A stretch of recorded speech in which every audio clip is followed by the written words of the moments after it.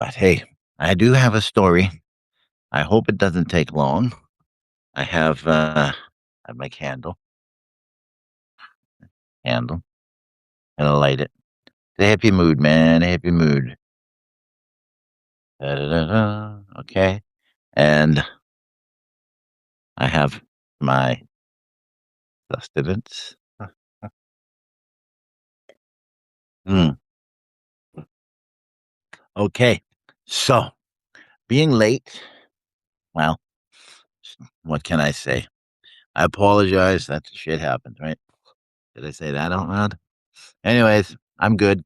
I've got the wine that I was drinking and I couldn't take with me, so 20 years ago I would have. Sorry, Doc.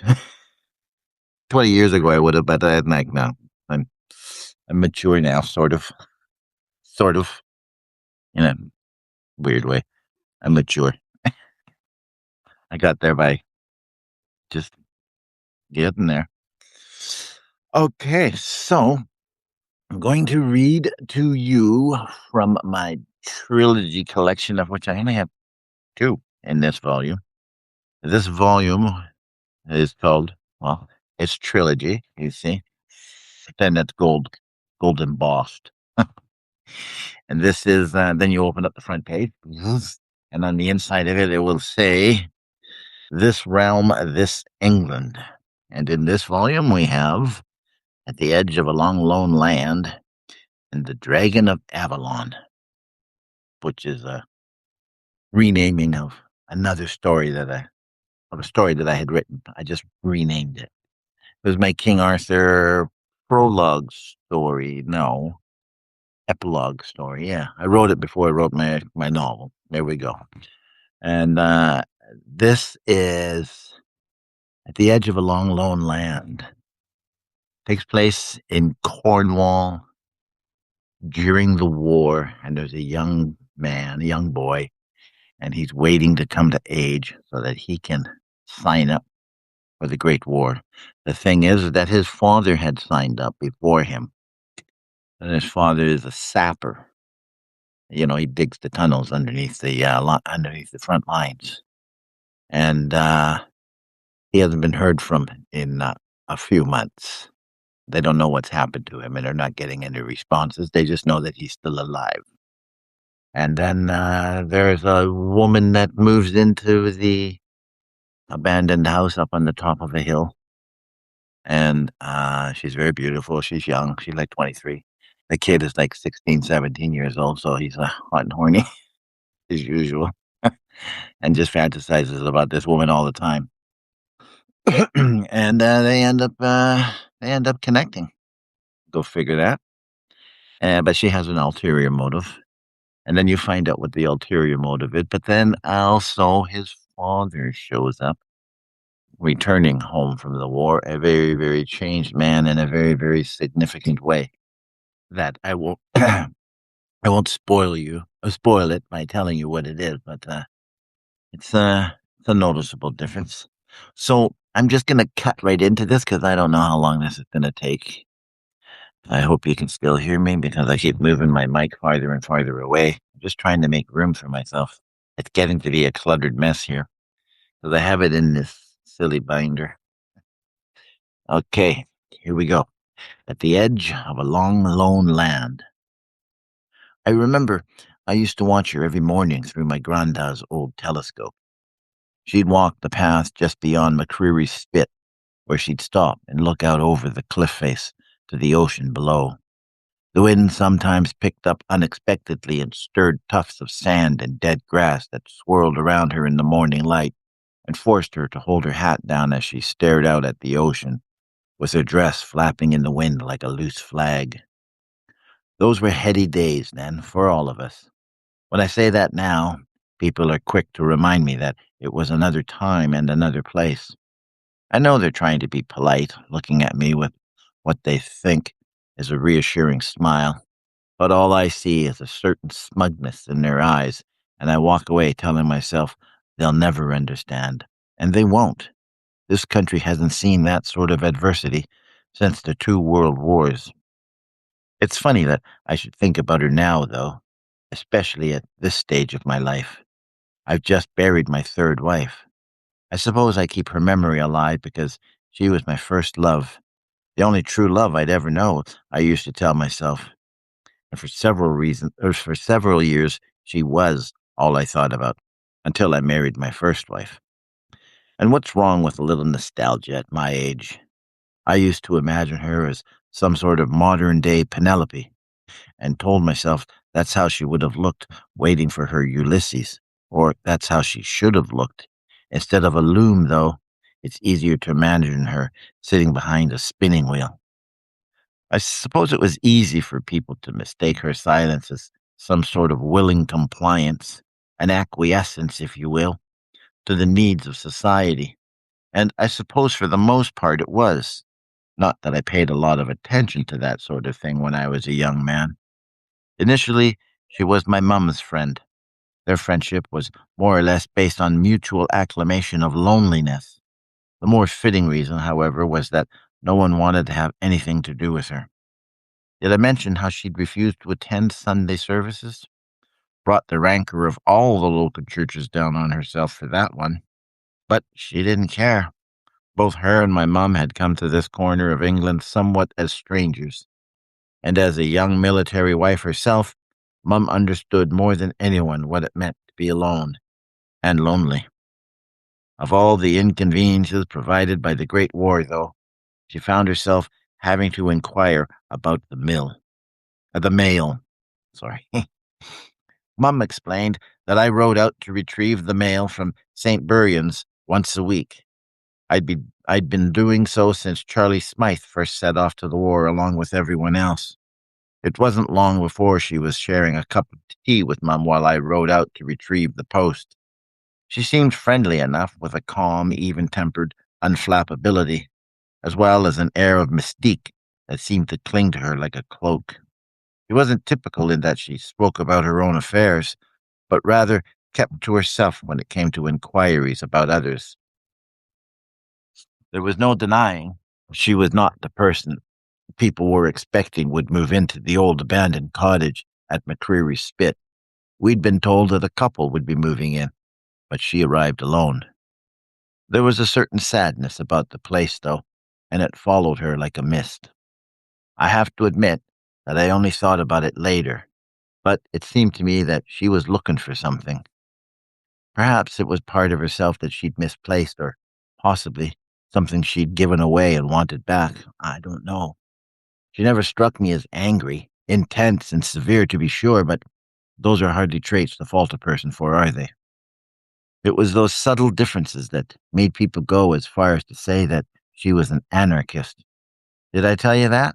In a day and age of great battles and raging revolutions, they dismissed her behavior in the only way they knew how. Not being able to understand her, it was easier to label her. They may as well have said she single-handedly started the Easter Rebellion, and she may well have, for all anyone there knew. She was improper in ways people couldn't explain. She was seen wearing her husband's shirt whenever she worked outside in the garden, and his trousers as well, which was scandalous as far as the locals were concerned. At the time, however, for me at least, it was enough to sit on the edge of the bed with Grandad's telescope and watch her as she stood on the edge of the cliff that was the end of her property. 10 feet at most, and she'd be able to slide down the slope of white sand to the beach below. Sometimes, when I was returning from my deliveries, I'd hide in the tall grass across from Charlie Smythe's house and use my Da's spyglass, the one he brought back from the Boer War, and I'd watch her, hoping I might catch a glimpse of her swaying breasts as she worked outside in her garden. The wind could sweep in from the ocean and the waves explode against the rocks, a gentle mist rainbowing and surrounding her like an aura, but she didn't seem to mind. And it was a harsh wind, with the cold mist of ocean spray slapping at you like a bitter lie, the waves crashing as loud as thunder and sounding for all the world like the wrath of clashing angels. I'd watch her as she stood seemingly absorbed by the sight of the endless sea, her shawl wrapped tight around her shoulders. She'd stretch her arms out of a sudden, her long dark hair floating behind her and her laughter lost in the gusting winds as her shawl spread out behind her as if it were a set of wings. I need a drink. Thirsty.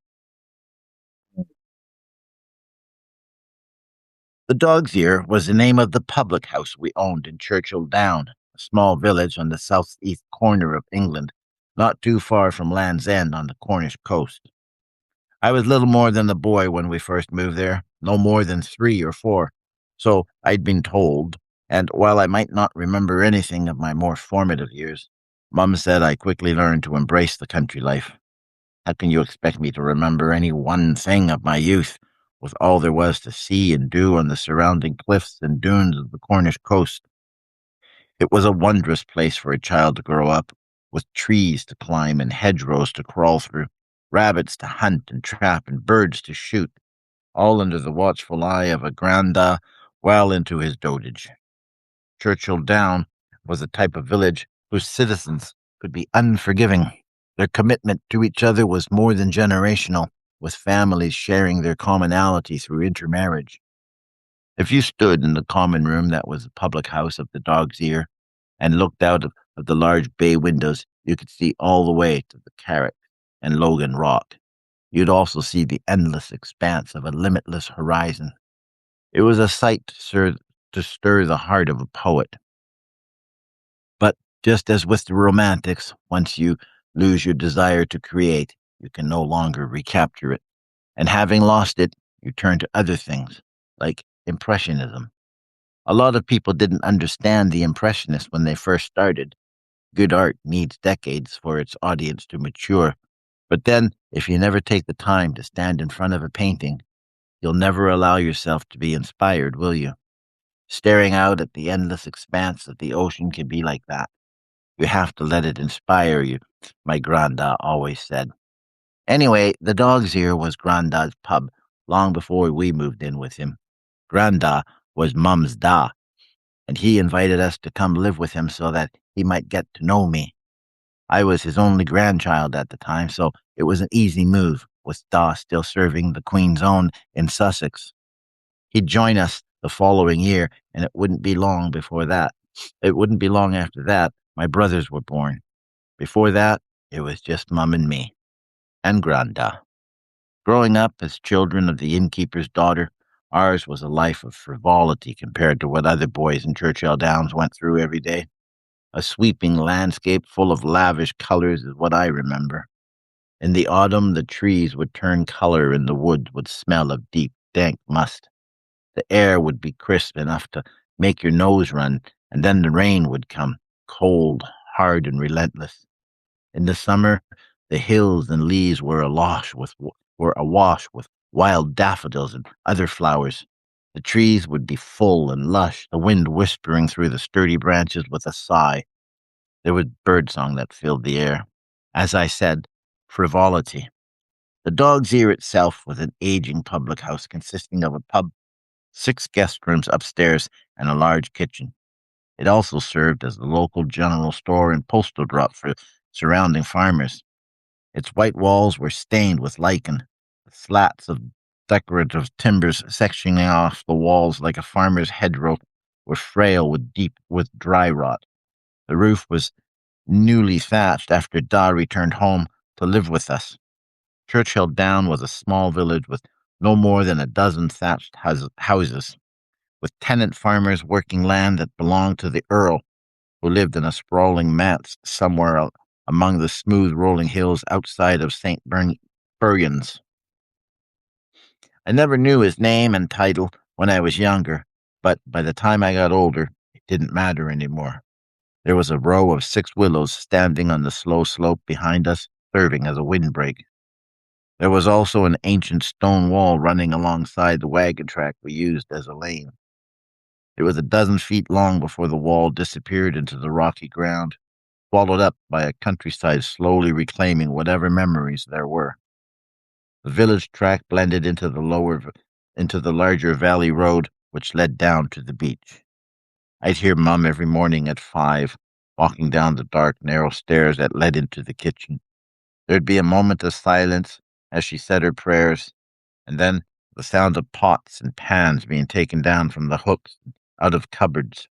I'd hear her stoke the fires of the mammoth stove and pumped the water to fill the pot she'd use later to wash the dishes. It would sit on the back of the stove and eventually come to a slow boil. It was the same every morning as she prepared to make fresh pasties I sold to the fishermen on the beach. We'd wake up to the smell of rabbits stewing in a pot, or else small game hens roasting in the oven. She'd eventually add potatoes, carrots, and leeks to her bubbling cauldrons, and, well, there were worse things to wake up to, Granda used to say. My brothers were the first to get up. Robbie, the youngest of three, at 9, and David, 12. They'd start the morning pushing at each other, David taking advantage of Robbie because of his size. It would always escalate. I'd eventually pull my pillow over my head until they made their way downstairs, pushing, shoving, and fighting, spilling out into the public house in an effort to be the first to use the new water closet Da built before he left for the war. As I said, it was my job to deliver the pasties to the outlying farms as well as the fishermen on the beach. It was also my responsibility to collect the money and retrieve the post later, which Charlie Smythe used to bring out from St. Buryan's once a week. It was a huge responsibility, they told me every time I went into the general post office. Admittedly, when I first stepped into that grand Victorian edifice, I was somewhat of the awestruck fool, but I'd been doing it for almost 3 years now. I'd wake up again to the sound of Mum calling me in her sing-song voice, telling me I'd better be down in 10 minutes if I wanted anything for breakfast. She always gave me that extra 10 minutes, knowing I'd try to stretch it out to 20. I'd use the time to look through Granda's telescope, though, and search the horizon. All I would see was the vast ocean with not a ship in sight. I could see all the way to the lighthouse and the Scilly Island if the day was clear. The telescope stood on a tripod next to the window, which was where I kept the spyglass Da brought back from the Boer War. More often, I found myself searching McCreery's Spit. When I say that these people were unforgiving, I mean that I know how these people thought. If life's taught me anything, it's that I'll never be disillusioned if I expect some degree of disappointment in my fellow man. It's a sad truth learned through years of hardship and strife. In Churchill Down, if a man failed at his task, no matter how minor the task, you could be certain one of his friends would tell him he was guaranteed to fail no matter what he did. Harsh words by which to condemn any man, I should think. When a whole community speaks out as against an individual and ostracizes that person for their individuality, that person had better have the strength and fortitude to stand alone. The house at McCreery's Spit had been condemned by the community as a whole, and anyone choosing to live there while knowing its history was inviting the derision of his neighbors. Oh, hello, Richby. We have another visitor, Doc. Mum called up the stairs to tell me she wasn't going to call me a third time, and I quickly dressed, snatching Da's spyglass off the windowsill and tucking it into my pants. I rushed downstairs to the water closet and simply pushed Robbie out of the way as David stepped out of the tiny room. Robbie was about to say something when I turned to look down at him. Say one word and I'll make you cry. Robbie and David were in back, busy helping Mum pack up things by the time I finished my business. They were carrying bags out to Da's big-wheeled bicycle, where I loaded up the carrier and saddlebags. I took the 3 pasties Mum put aside for my lunch and walked into the pub to fill a ceramic thermos full of beer. As much as the fishermen on the beach liked Mum's pasties, they liked the beer more. Can we come along, Jackie? Robbie asked. No. You'll take them, Mum said, without looking up from the dough she was rolling out. How else will they get to know the route?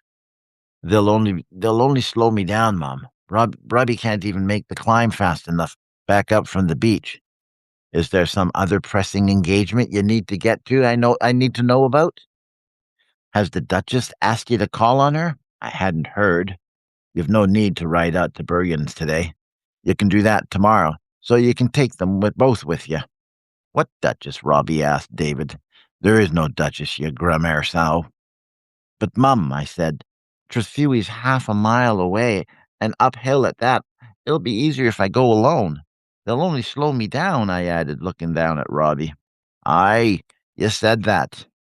But with you waiting your turn to bugger off and join the war, maybe you're thinking there's no need for you to wait until they call you up.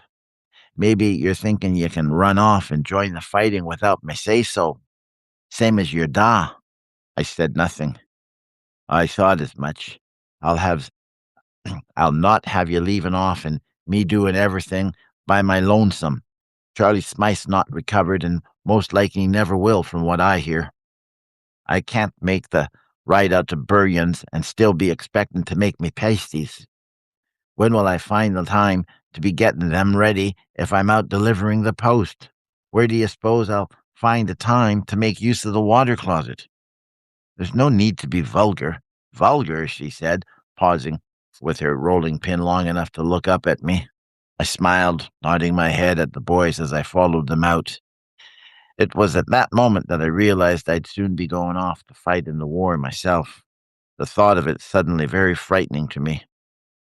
It was heady stuff for a boy who long held to the romantic notions of war and its noble inspirations of battle, but with the prospect of certain death looming over me and all I'd heard of the endless casualties and mammoth battlefields, the notion of war suddenly hung over me like a specter of certain death, the shadow of Charlie Smythe's ruined body.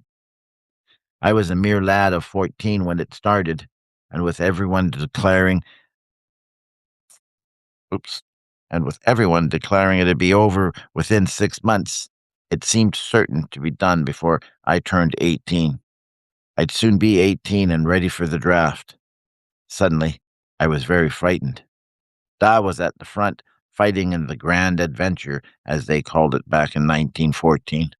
A professional soldier by trade, he said it was his duty to serve both king and country, and so re-enlisted in January 1915. He was recommissioned as a regimental sergeant major and sent south to Sussex, where he'd helped train new recruits. It was the same posting he'd held once. And then he wrote to tell us they were sending him to France. They needed experienced non-commissioned officers, he said. They'd let him come home on leave early in 1916, just before he was sent across the channel. He left little behind for us to remember him by, except his photograph staring down at us from above the pub's fireplace. And though we'd not heard word from him in over a year, we knew he was still alive. They were quick to let us know that he was still alive, so we knew it was only a matter of time until he returned home. That was late in 1916. It was fast approaching the winter of 1917. I was 15 when Mum told me I'd have to leave school and help her with her new business venture. With little in the way of travelers these days, the Dog's Ear was going through difficult times. The war had been especially hard on local businesses.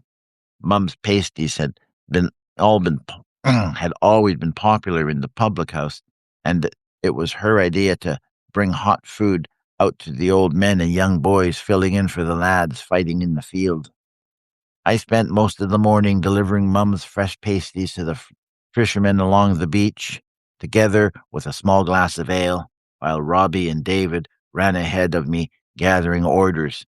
At mid-morning, we hiked Da's bicycle back up the hill, returning home for more pasties and beer before I set off again, this time by myself, in an effort to make my deliveries to Trethewey, half a mile away. I rode Da's big-wheeled bicycle along coastal tracks that were little more than trails we called lanes. The police had them carved out in the cliffside 100 years ago, all in an effort to prevent the smugglers from plying their trade. I coasted down long, winding hills into the surrounding villages and farms, and only stopped when I approached the house where Charlie Smythe lived. I always stopped at a small copse of trees near Charlie's house for a bite to eat and a swallow of beer I'd pilfered from home for myself. I stopped because of the view of the ocean it offered. The land fell off in something of a gradual slope, breaking and stumbling its way towards the ocean where it spilled onto the white, pristine sands of the smugglers' coves below. I'd find a spot in the tall grass where I could lay on my coat under the trees and scan the open sea with Da's spyglass. I'd follow the line of the carracks just off the headland to the tree line that told where Pulpy Cove lay beneath, and all the way out to Logan Rock. I suppose I was hoping to see the ship I imagined was bringing Da back home. All I ever saw was the endless expanse of the soft, silent sea. I followed the coast from point to point and crag to shore, watching the old men as they stitched fishing nets, and as if they were tiny spiders weaving their silken webs. Their dories were pulled up on the white sands of the beach, looking like beached whales in the distance. I remember the first time I turned my spyglass on Charlie Smythe's house. We'd heard stories about the extent of his wounds, that and and that now he was a recluse of sorts. The windows appeared to be closed tight, just as they had been for the last 2 years, and the house looked deserted, but there was life inside. I could sense it. Once I even saw the curtains move. He knew I was out there. There seemed little sense in staring, and yet something compelled me all the same, just as people often pause to view a tragedy along the roadside, because all I could remember was that when everyone ran off to sign up and fight, Charlie Smythe was the first in line. "It'll be over within 6 weeks," became their rallying cry, but Charlie was back sooner than that. That was early in 1915, I think. I used to watch him when I was a boy. He was among the first to embrace the new century and all it had to offer. I used to watch him riding the paths on his sputtering aerial motorcycle, his leather greatcoat billowing out about him as though it were a sea diver's suit. He always wore a small leather skull cap and wide-lensed goggles, and had his mailbag draped over his shoulder. When he came back from the front, he was missing his left arm and leg. I was sure he'd never ride his motorcycle again. Perhaps it was better that way. Better that he lived his life as a recluse, I mean, because no one ever knew what to say to him when they saw him stumping about the village lanes of Trethewey on his crutches. He could have easily had a leg made, the kind they gave old soldiers back then, but refused. I suppose he was feeling guilty, or perhaps wondering why no one else had come back. I turned my spyglass towards McCreary's Spit, eyeing the house on the cliff that overlooked Trereen and Logan Rock, a spiny outcrop that ran from shore to sea like a pointing finger. And pointing at what, I wondered? The waves would crash into the rocks when the wind was high, and the ocean would spew foam like rain. As legend had it, Trereen was all that remained of a castle built by the giant Dan Dinas. When I was a boy, I used to think the entire world was built by giants. Time for another drink. It's thirsty. Mm. Okay. Oof. In those early days of the Great War, I'd catch my breath whenever I caught a glimpse of her standing in the common room of the public house, looking out of the window at me as she waited for the weekly post I was bringing back with me from St. Buryan's. I used to dream that she was waiting for me. I usually knew when she was there long before I saw her standing in the window, seeing her bicycle propped up against the Ear's western wall. I was unnerved at the very thought of seeing her, and with her and my mum becoming fast friends, I'd often find myself tongue-tied whenever I came back from deliveries, covered in sweat and dust. Walked through the main room to deposit the mail. It always made her smile to see me, and I never knew if she was being genuine or just pretending for the sake of my mum.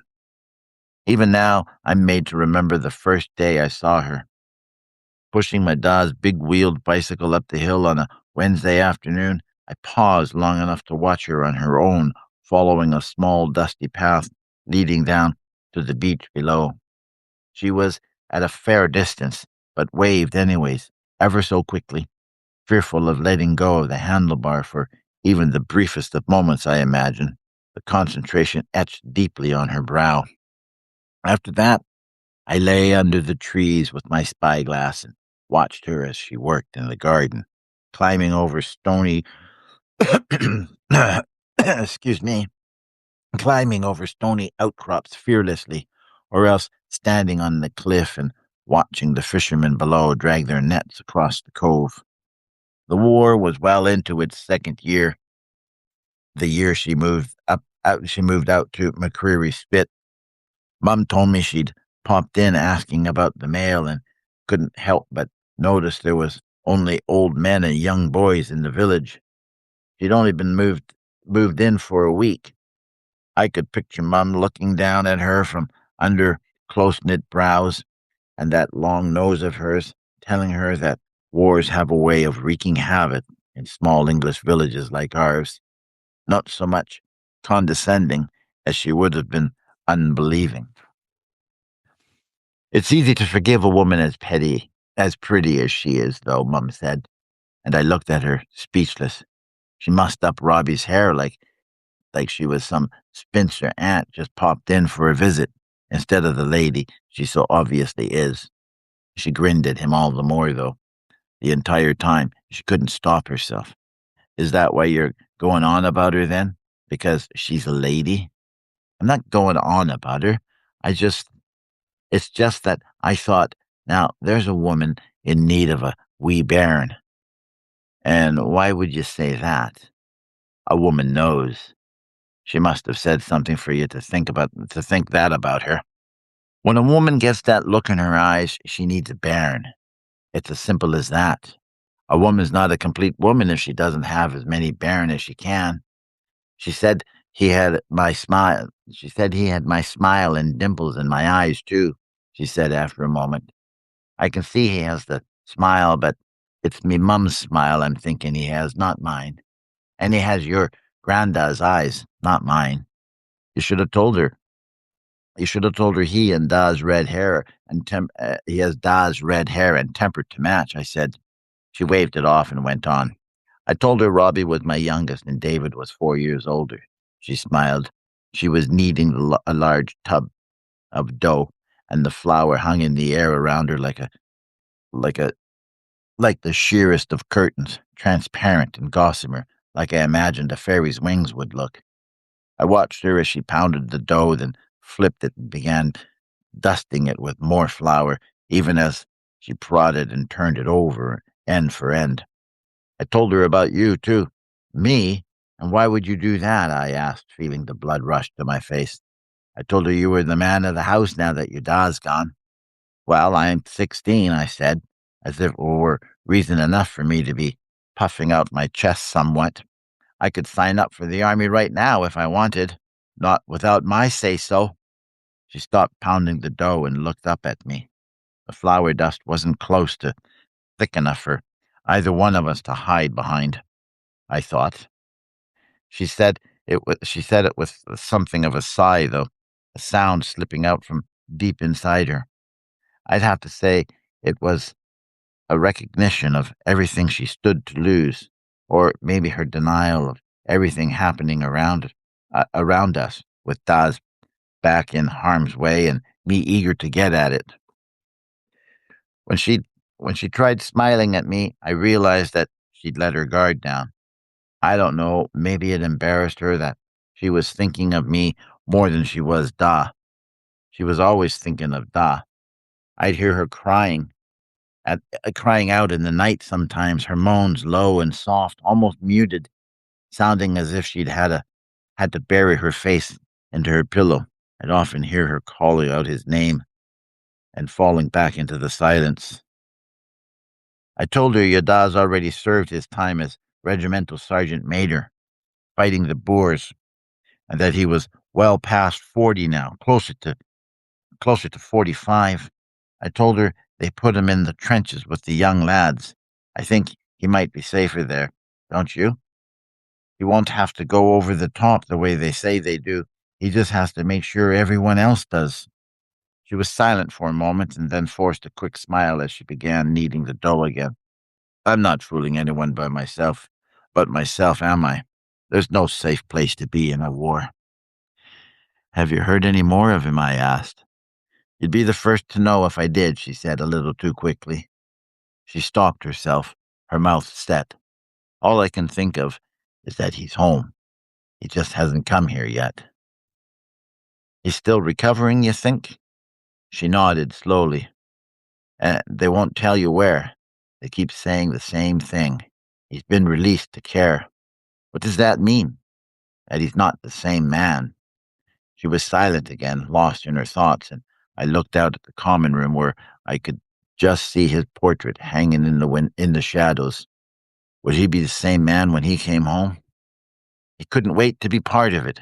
"The Great War," she said at last, a note of derision in her voice. "Just like yourself."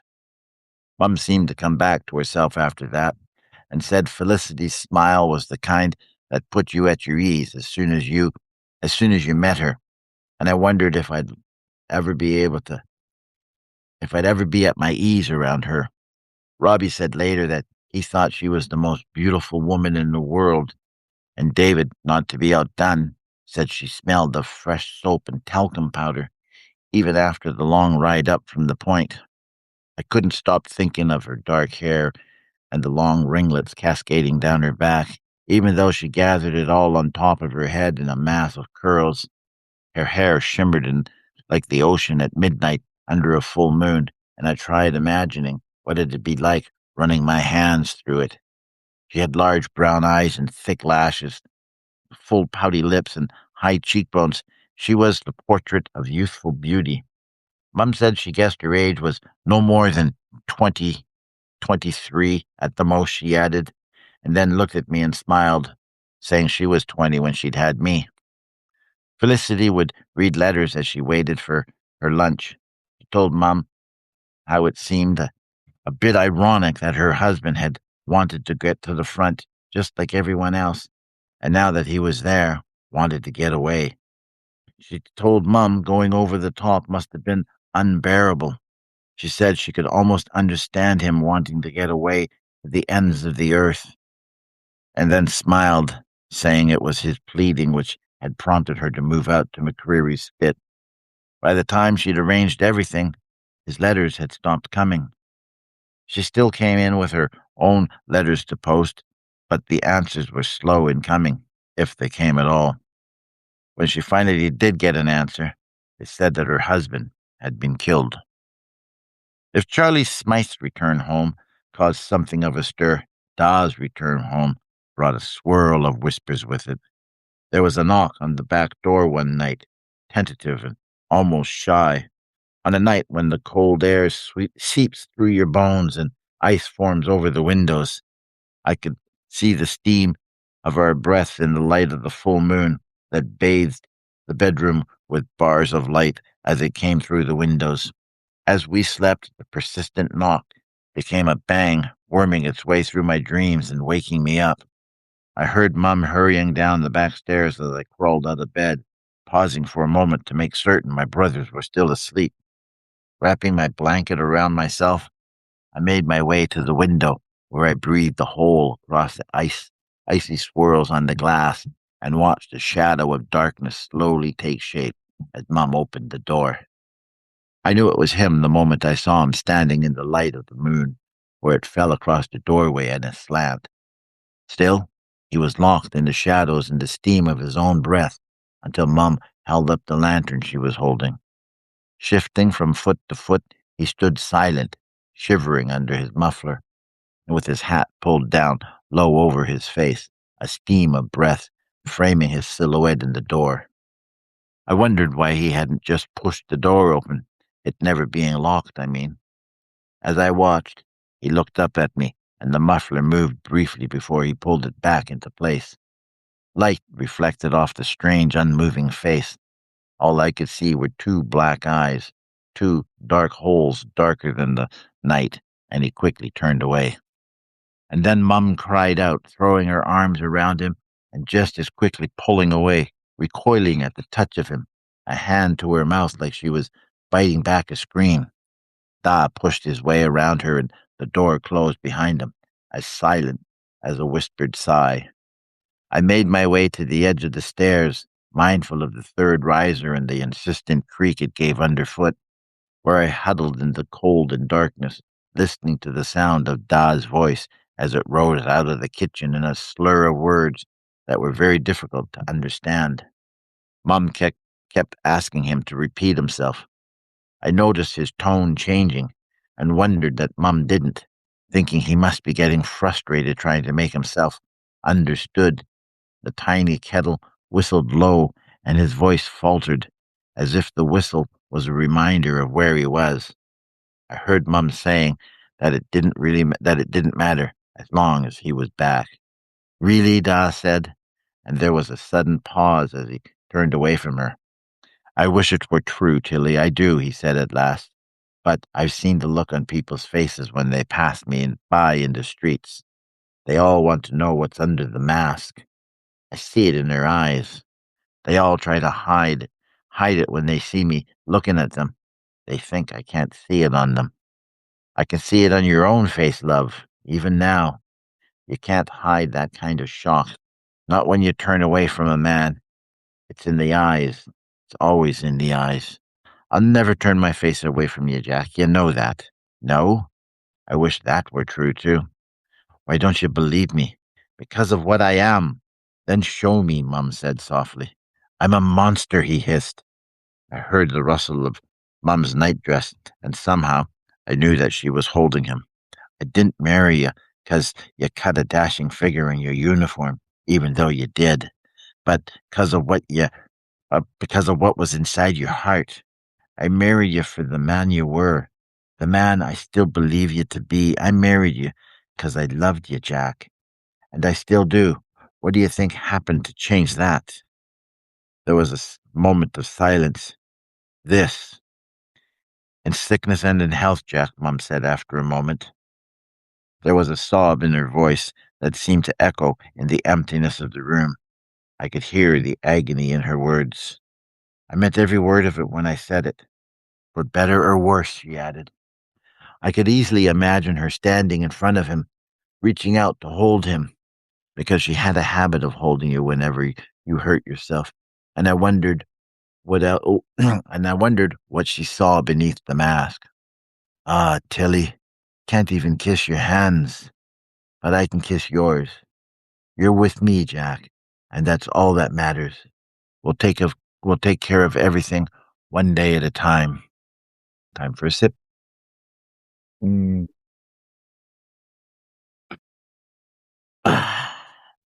Okay. Da was wrapped in the shadows of the common room like a spectre in the dark as we came down for breakfast. He was in the large the wing-backed leather chair, the same chair he'd claimed as his own after his tenure in the army ended, looking out over the ocean where the carracks and the broken foundations of Tyrindenus all but loomed above the low tide. There were gulls floating aimlessly on the thermals, sitting on the rocks, other birds prancing along the beach. The sky was clear, and what clouds there were appeared locked above the horizon.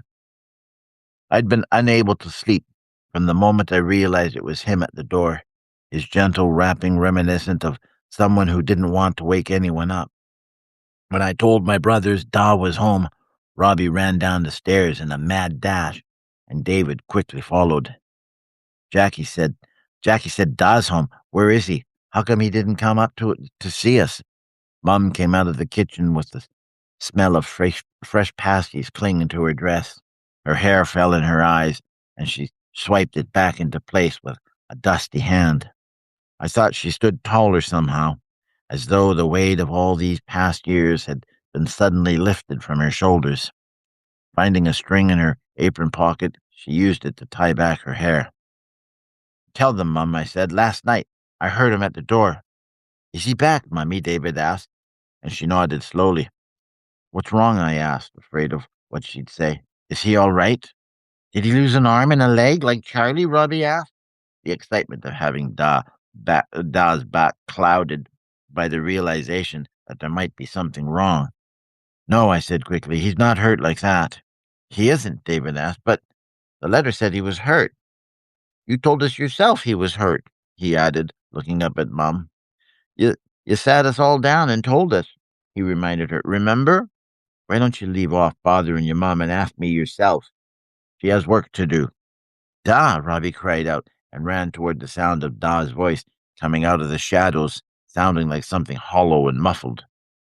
David turned, running to him, and I watched Mum wiping tears from her eyes as she turned and went back into the kitchen.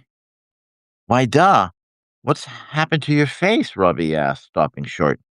And then I turned to look myself. Da fell on his knees, pulling my brothers towards him, and I noticed that his once large arms were thinner. His whole body looked thinner.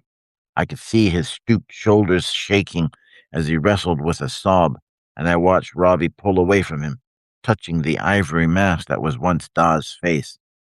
He'd let his hair grow, and it rested against his thin shoulders in a red mass, covering the mask for a moment. He held Robbie's hand and placed it over his heart. I'm still the same Da, he said gently, in here, where it matters most. He looked at me standing at the entryway and I turned my gaze away, not wanting to look at him. He took a deep breath and seemed to gather his strength as he sat in the chair with an effort. There was a harsh cough that followed, and I pushed the boys aside and tried to catch it as he tried to catch his breath. He put a hand to his mask and moved it gently back into place. He turned towards me, and I could see two glistening eyes staring out from the dark shadows of the mask. I turned away. Why do you have a cane? David asked, pointing at the stick hanging on the back of Da's chair. I've lost part of my foot, Da said, distracted. What part? Robbie asked, looking down at it. Which one? Does it matter which part? Or which one? It's the right one. All that matters is that you're home, I said slowly. Isn't that right, boys? You won't have to leave us again, will you, Da? Robbie asked, and Da shook his head, pulling the two of them onto his knee. He looked at me again, and again I turned away.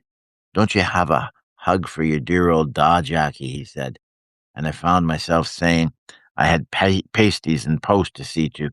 If I didn't do it, it wouldn't get done. Jackie, he called after me, but I pretended not to hear him as I went into the kitchen, letting the swinging doors flap behind me and thinking I was shutting out the world. Mum looked at me as if I were an intruder and wiped her tears as she stood staring out of the window above the sink. She was a woman lost in her sorrow. Time for another drink. Oh, look at that. I have 4 people.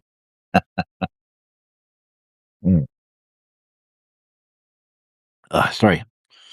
It's been a long night.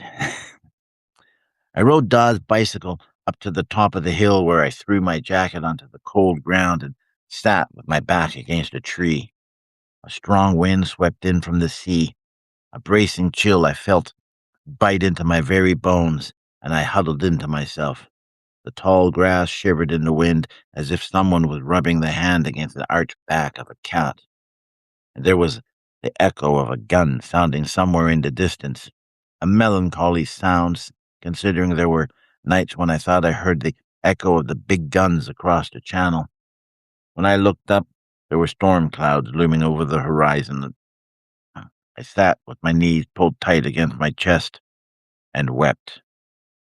It felt as if there were a huge weight bearing down on me together with a growing sense of loss, and it felt as if I were being crushed beneath the weight of it all.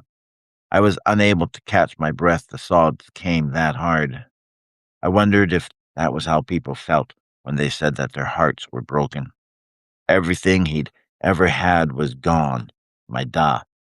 His smile, his laughter, the deep creases that lined his face, even that wink he gave, thinking he'd slipped one past Mum.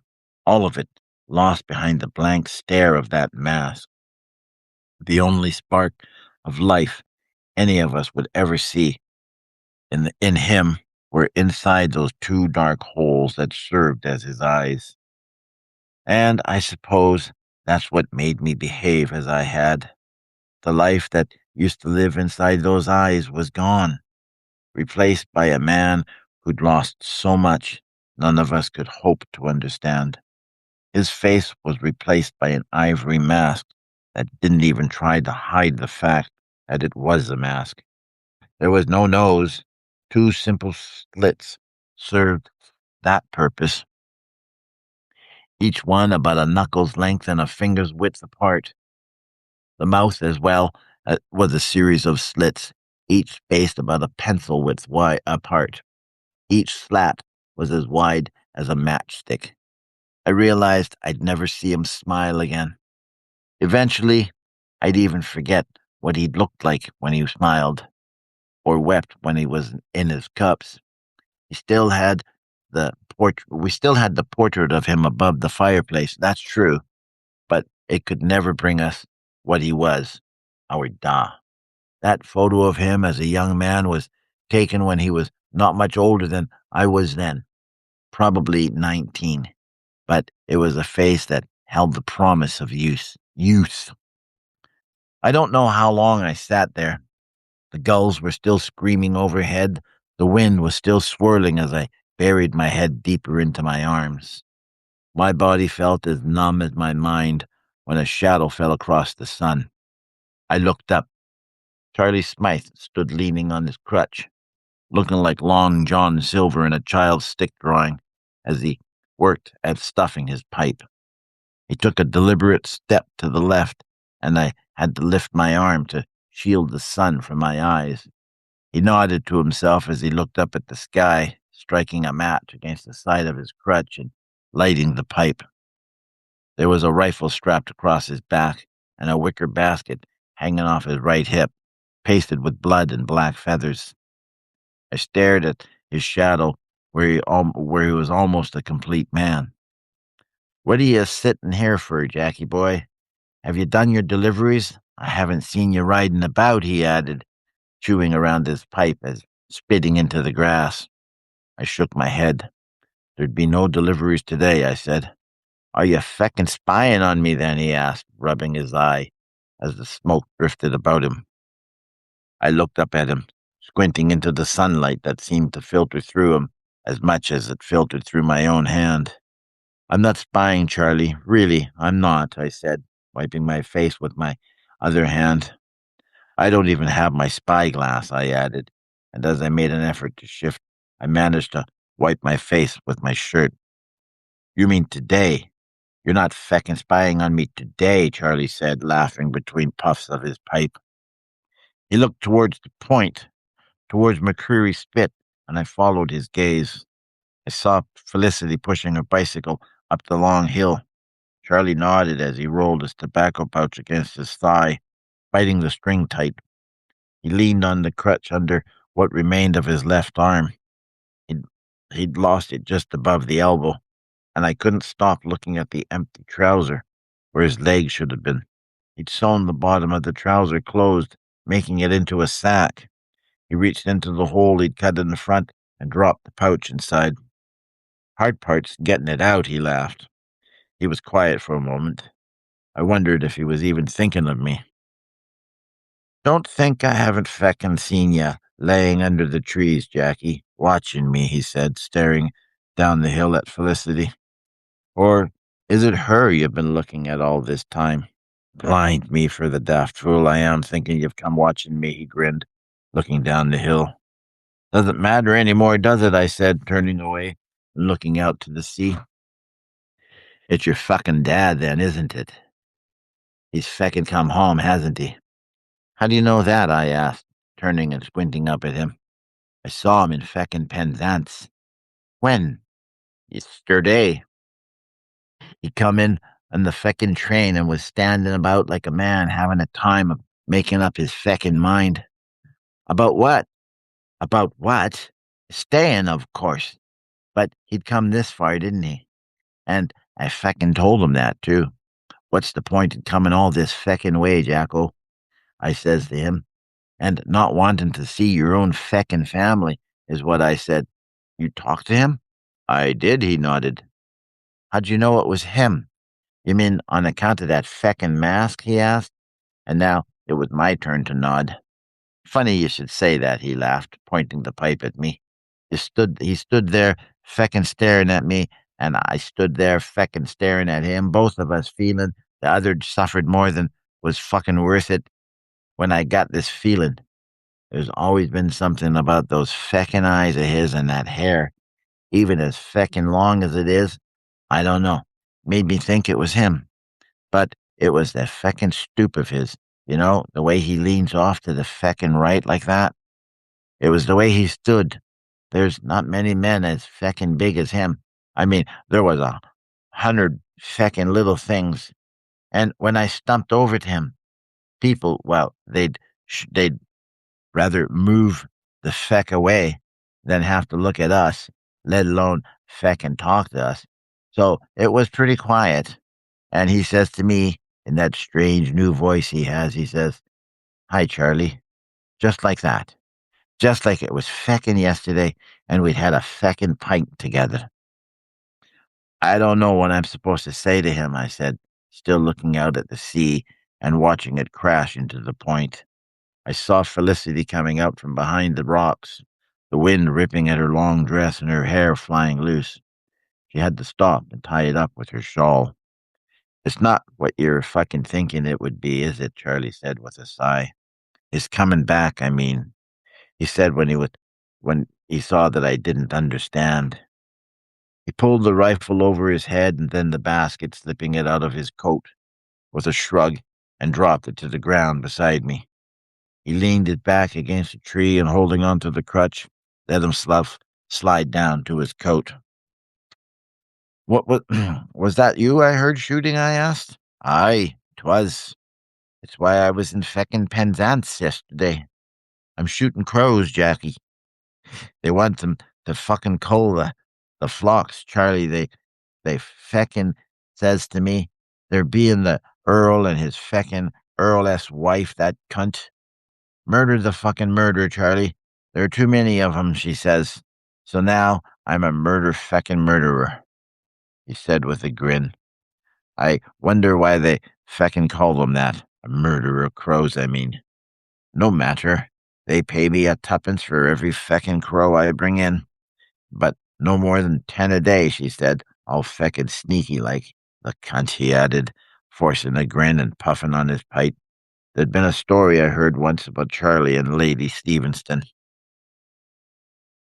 "What of your feckin' dad, then?" he asked me of a sudden. "My dad? Maybe I should come in for a feckin' pint and we can talk about what it means not to feckin' die. You think he'd like that? My da? And you don't know what to feckin' say to him. How you how can you not know what to feckin' say, Jackie? He's your feckin' da, for Christ's sakes. I haven't seen him since he signed up with you and everyone else that night. I'm sure you remember that night. Did you think he'd be the only one to make it back, Charlie? Every one of 'em's dead. Do you know why? Do you know why I know that, Charlie? I delivered the mail. You maybe didn't notice I'm missing half my feckin' body, and my dad's got no face. There's no way I'll be going. Go? Charlie asked with a laugh. What do you feckin' want to be going over there for, Jackie? There's nothing over there for you but certain feckin' death, and it's a killing field. The generals don't know what they're feckin' doing. They send in wave after feckin' wave of troops like they're still fighting the feckin' Franco-Prussian War. Only now we've got bloody machine guns firing at us. It's a slaughter. What kind of way is that to fight a feckin' war? I won't have a choice now, will I, Charlie? If I don't go now, I'll be a coward. It's all about the glory now, isn't it? It's a small price to pay, isn't it? I'm cloaked in feckin' glory, am I? Charlie's lost his arm and his feckin' leg for the king's own. I'm a feckin' hero. I should have shot myself in the feckin' foot. That's a coward's way out. Aye, is it? He smiled. He looked at me. There were tears in his eyes. "I'll bet you wish your fucking dad would have done it," he said slowly. I was silent. I didn't know what he expected me to say. "The best thing you can feckin' do for him right now is feckin' talk to him, Jackie. He might not be the same feckin' man, but that's still feckin' inside of him. You have to feckin' find him, Jackie. You'd best feckin' talk to him before it's too feckin' late, he said, wiping his tears. Too late? Too late for what? He was silent as he reached into his shirt pocket and pulled out another match. I hadn't even noticed that his pipe had gone out. He struck the match on the side of his crutch and puffed his pipe back to life. A man loses feckin' part of himself when something like that happens, especially with what your dad's lost. And I don't mean just his feckin' face, but his self-feckin' worth. It's hard to be feckin' sincere when you've gone through what he has. He was puffing his pipe back to life and shaking the match out slowly. All sorts of things go through your head, but that might just be me talking, he said softly, looking at me with a half grin. I know all too well what he's thinking. I feckin' thought, I've feckin' thought it through. Maybe I'd best come in for feckin' pint with him, feckin' talk him out of it. Out of what? Do I have to draw you a feckin' picture, Jackie boy? You'd best find out what he's feckin' thinking. A man comes feckin' home like that, no word, no feckin' warning. Makes you feckin' wonder what he's all about. Oh, please excuse my language.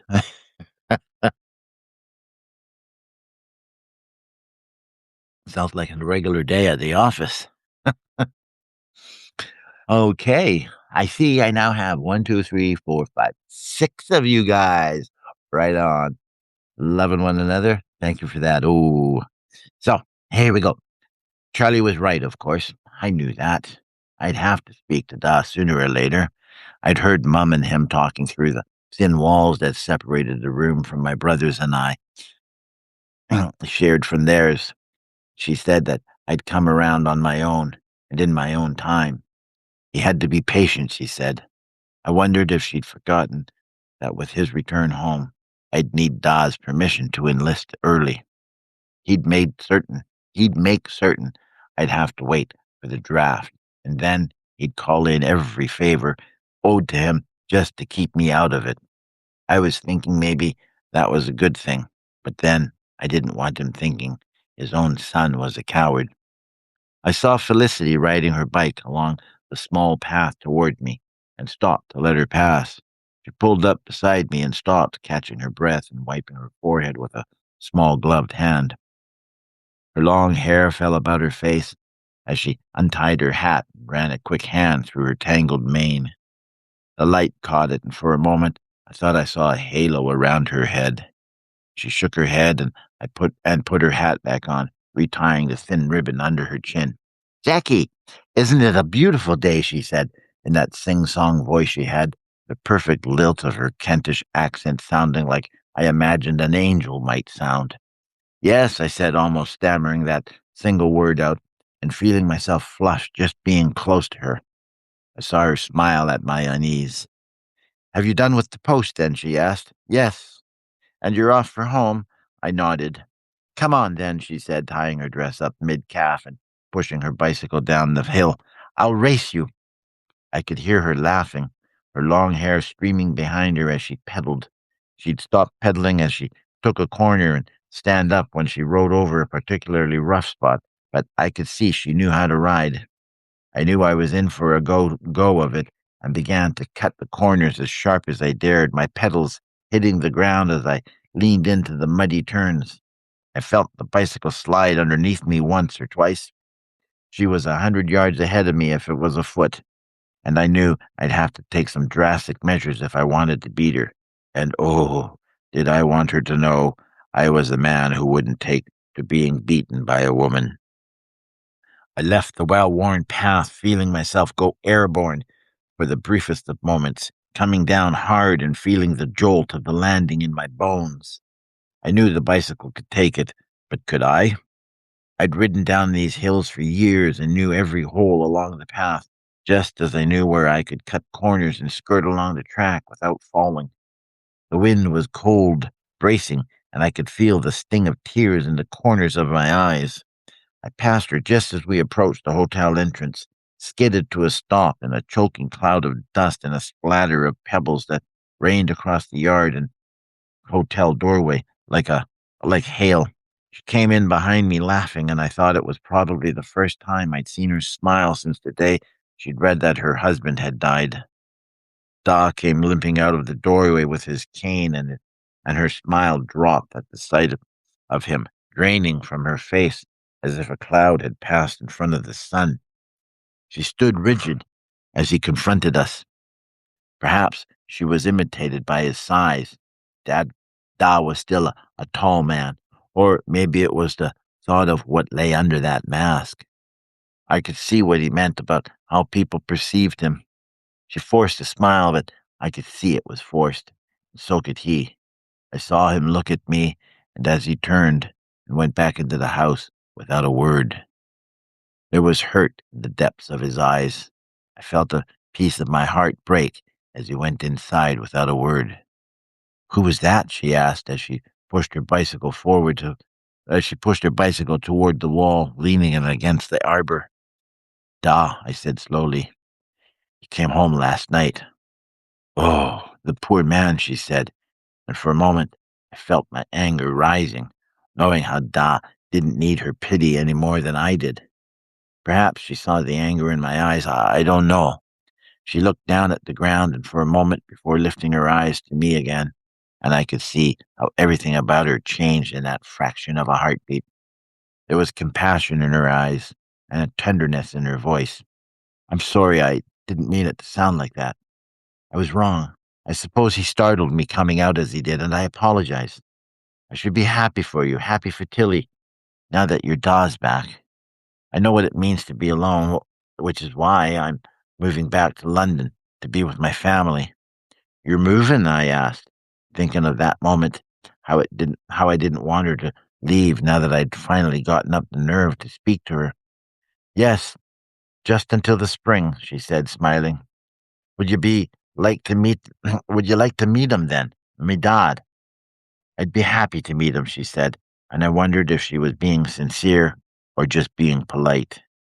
Even though she didn't know it, she'd shown me a part of myself I hadn't seen before, a part of me I couldn't see, and that was the reflection of myself I'd shown to Da. I'd thought of what Charlie said and walked inside, calling to him.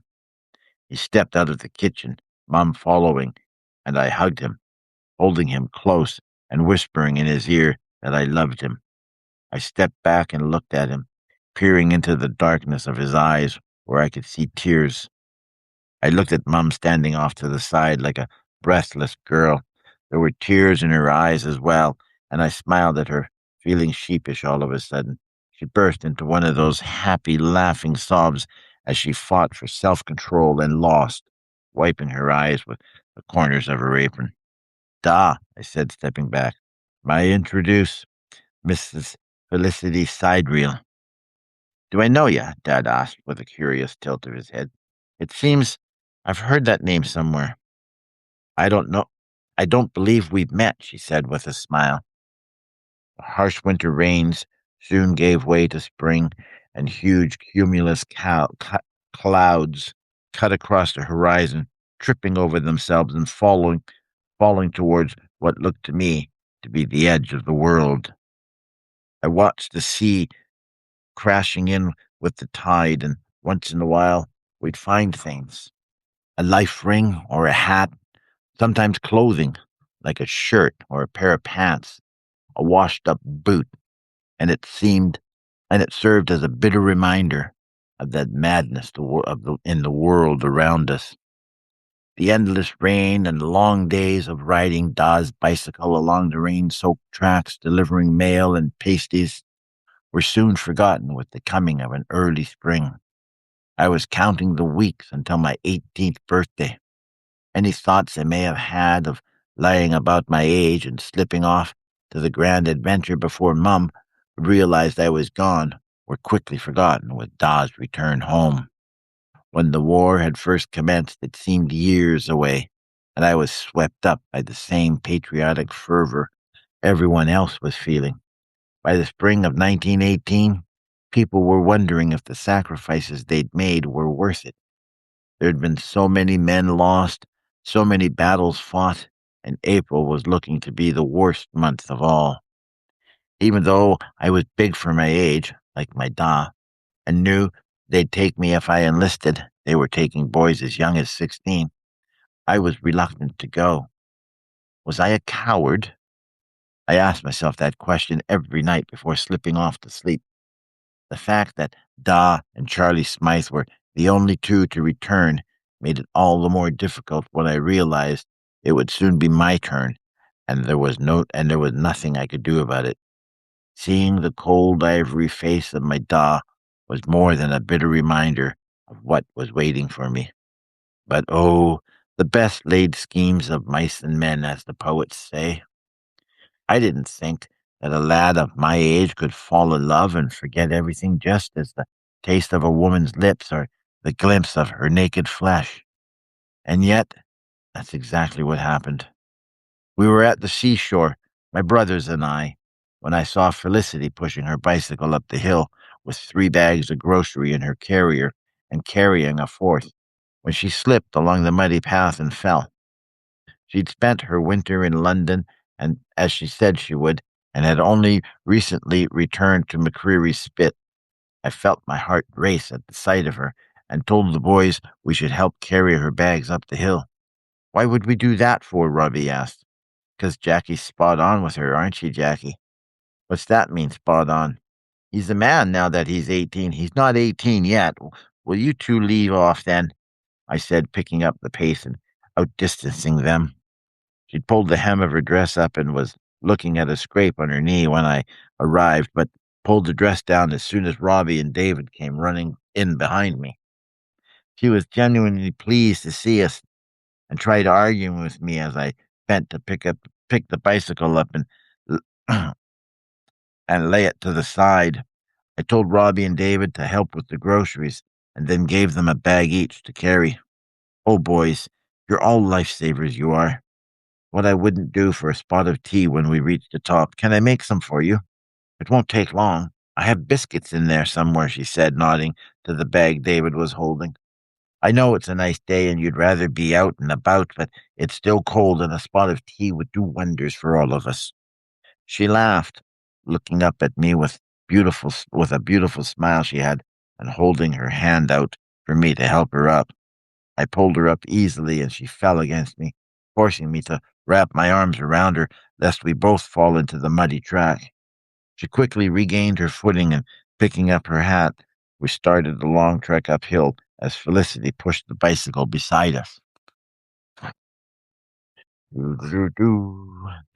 Robbie and David soon lagged behind and looked up the hill where her house lay around the gently sloping bend.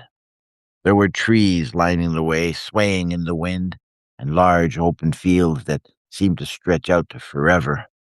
I could see the garden she worked at almost daily as the wind brushed across the long grass of the fields, rustling it like a chop on the sea. That was when Robbie slowed his pace until he finally stopped, saying he wasn't going any further. I don't want to go there, Jackie. Not McCreary Spit. You can go if you want, but I'm not. He was looking at Felicity, who'd stopped a short distance away and turned around to look at us. It's haunted, Jackie, David said with what amounted to a large stage whisper. I knew they'd been talking it over on the way up the hill. I can't very well leave her here now, can I said in the same loud whisper David used. I looked at Felicity and half shrugged. We can watch out for ourselves, David said. I'll take care of Robbie. All right. But you both go straight home now and make sure you tell Mum why you wouldn't help.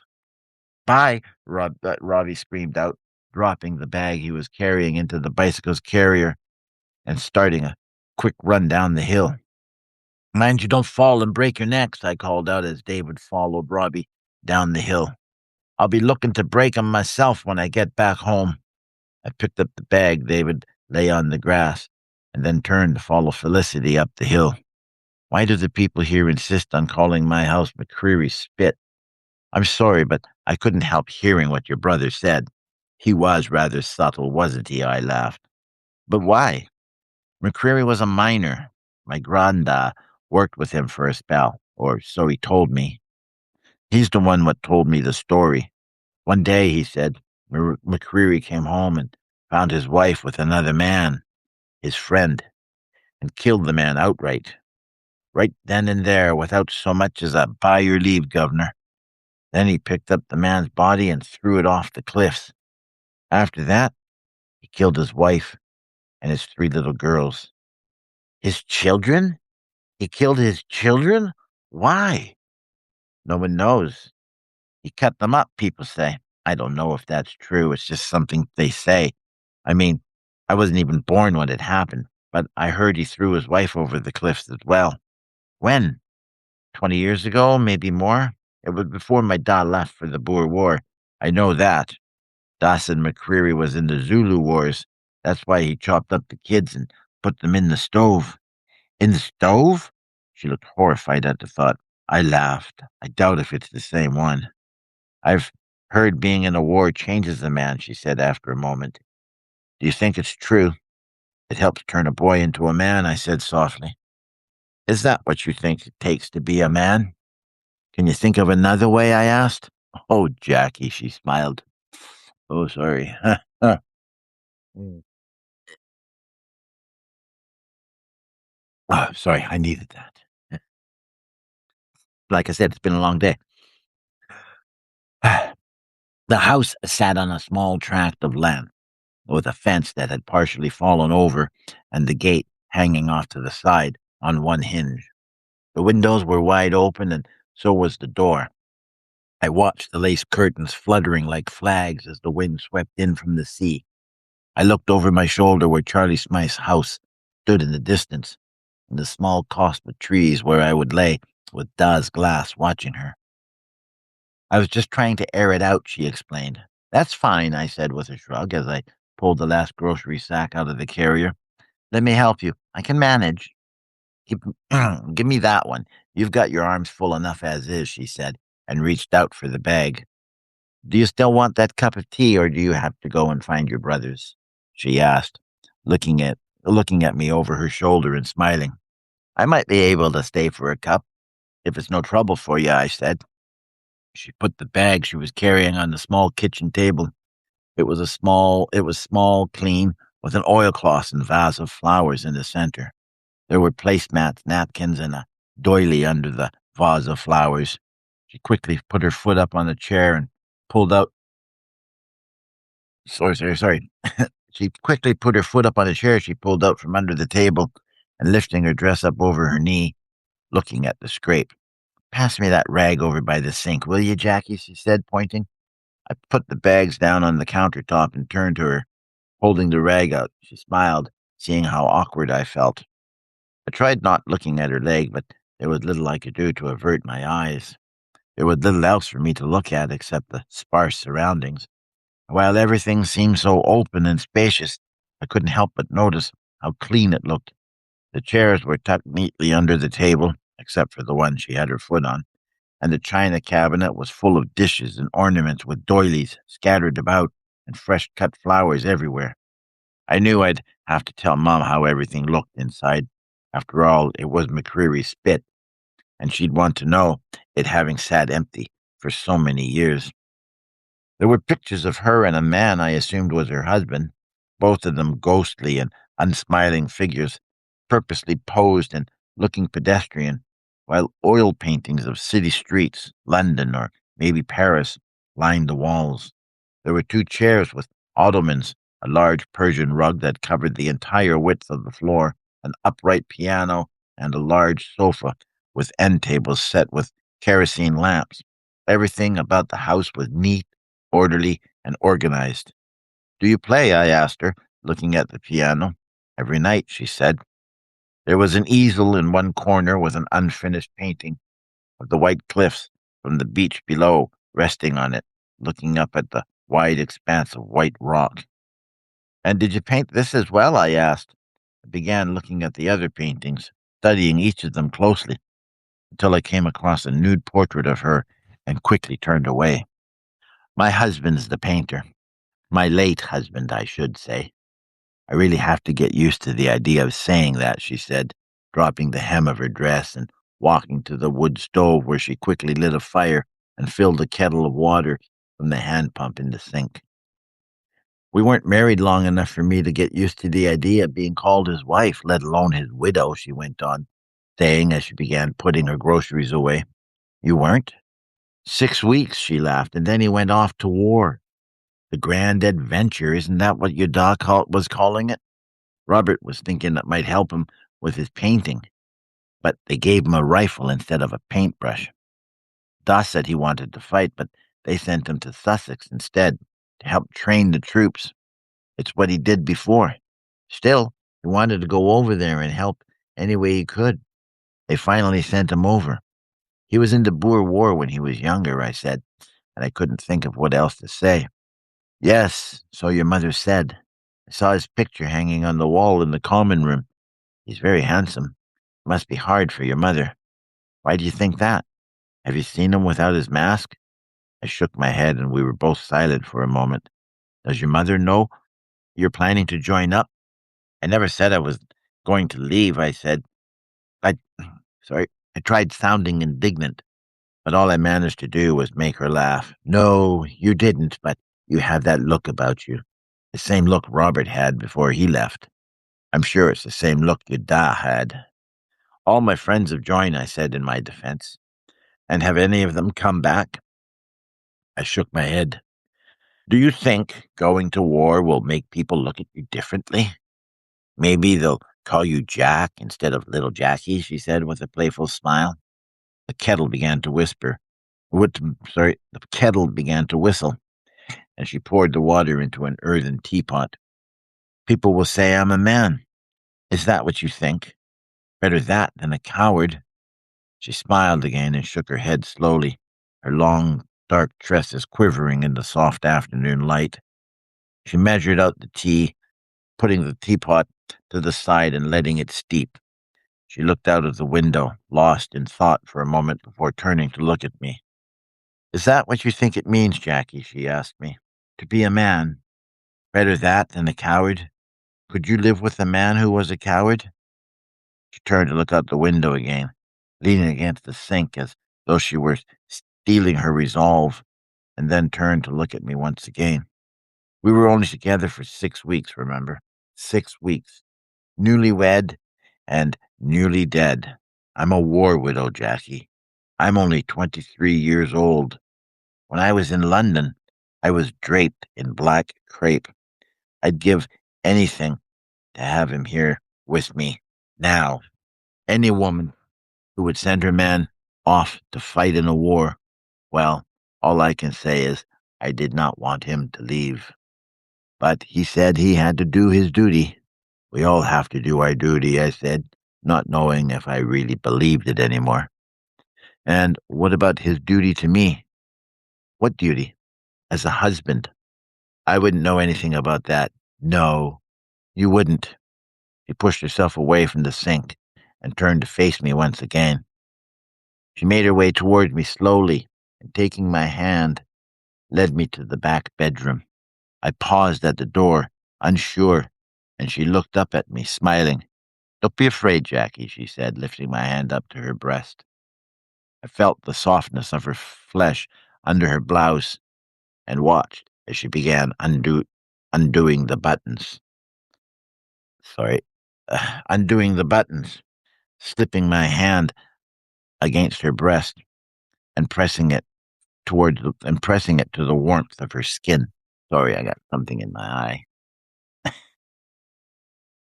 That's okay. End of section. I can take a drink. Mm. Whew. The first time I saw Da without his mask, both he and Mum were in the kitchen, talking. It was early, the sun not yet fully risen, and the sweet scent of pasties in the air as I stood in the shadows of the door listening, not knowing if I should go in or remain hidden where I stood. 'Twas him, I tell you. And you know it's true, Tilly. You know it's true.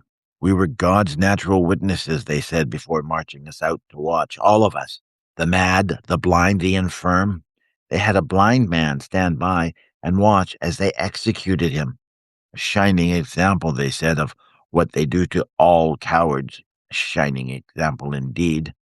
Except there were none of them cowards. I know that for a fact. It's what they expected me to do whenever we had to go over the top. Get them all up and over, Jackie, the captain says to me. And if they don't want to go, shoot them. Do you hear me? Shoot them. I'll not leave a coward behind with all those good men marching off to die. And he said it loud, above the noise of guns and men dying, so that the boys could hear his every word. He always said it loud. And those that couldn't do it, and those what couldn't do it, they begged me to shoot them. Tilly, they begged me. I'll never forget their faces. They haunt me still. Got this eyelash. They haunt me still. To this day, they haunt me, Tilly. I haven't had a good night's sleep since. You can't tell her, Jack. Why not? He asked quickly, his once muffled voice clearer now that he wasn't wearing his mask. Do you think I was any better than him? I'd shake like a puppy in the thunderstorm every time I had to go over. Nobody wanted to go over the top. We were all scared. It's only been a month, Jack. She's still grieving her loss. And that's the shame of it all. He didn't die last month. He died more than a year ago. He died that first time he went up and over the top. He just didn't know it. Every time after that, he'd die a little bit more, and then a little bit more, until he couldn't take it anymore, and they pushed him over the edge. The woman has a right to know. They hid the truth from her, he said stubbornly. Not that, Jack. What difference does it make if he died last week, last month, or last year? Dead is dead. Sometimes a person doesn't want to hear the truth, Mum said softly. She doesn't need to hear the truth. Not like that. I moved closer, looking through the crack of the door. I'm ashamed to say that I turned away at the sight of him. As much as I wanted to accept him for the man he was, I was unprepared for the sight of him. Mum was cleaning the empty hollow that had once been his left cheek. He was sitting on a chair, the mask on the table beside him as she wiped his face with a soft cloth, something she'd do every day for the rest of their lives. She'd wring the cloth out now and again in a basin of warm, soapy water, and then turn back to dig deep into the crevices where I once kissed his cheek. There was a purple knot that would have been his chin, where he used to have a chin. And as she turned aside, I could see the missing flesh along his bottom jaw and 3 of his teeth. He was missing his left ear, I noticed for the first time. She looked up and saw me through the crack of the door, as startled by the sight of me as she would have been had I come upon her naked, while Da, sensing her hesitation, turned his full face towards me. I'm sure he saw the shock written plainly across my face. Perhaps he thought it was fright, or the horror he thought I felt, or maybe it was revulsion he thought he saw reflected in my eyes. His left cheek and nose were wholly gone. It looked as if someone had scooped them away with a spoon and cast them to the side. His bottom lip was gone as well, and his jaw distorted to such a degree that I could see several of his teeth laying as flat and white as tombstones. The only thing I saw in that brief moment that was truly him were his eyes as he turned away. I could see his shoulders sag and his head bow as he calmly reached for the mask. I'm sorry, he said. Now you know. How long have you been standing there? I looked at Mum, unable to say anything, and then turned to look at Da as he fixed the mask in place. It's my birthday, I said awkwardly. Happy birthday, son, Da said softly. Yes, Mum said slowly, although I thought I heard the hurt in her voice. as she picked up the bowl and poured the water into the sink. She didn't turn around to look at me as she wrung the cloth out, but stared out of the window, looking out at the pink sky as the sun gradually rose out of the sea and melted over the distant cliffs. Why don't you ride up later and tell Felicity she has mail? Invite her down and we'll make a party of it. Yes, I said, trying to force a smile, but failing. Good, she said, finally turning around. There were tears in her eyes. Now, run upstairs and wake your brothers. I'll get breakfast ready. They can deliver the pasties on the beach today. It is your birthday, after all. Yes, it is. Oh, I have another visitor. Hello, Joanna. Mm. Sorry, it's the last of my wine. I watched Robbie and David through Granda's old spyglass as they sat on the bed. They were walking on the beach, both of them talking and laughing with Felicity, who was pushing her bicycle along the hard-packed sand. The wind was whipping her dress around her, billowing it out like a flag and snapping it at half staff. I need my glasses. Just had an eyelash in my eye. Snapping it like half staff at half staff. It stirred up the dust clouds around her, and I could almost see her shape when the morning sun rose up behind her. Robbie was jumping up and down, looking as though he might catch a gull for her by running out into the surf and then back again before it rolled over the beach. David was holding the tray of morning pasties Mum had made. He was trying to sell them to fishermen who were working their nets like a gaggle of old spinsters at their spinning wheels. Only a few of the fishermen actually bought Mum's pasties regularly. It always felt as if they were trying to give something extra, as though we were a secret charity. They'd play hard to get for a bit, pretend they weren't interested because the price was too high, but I knew David wouldn't budge. He was too much our father's son.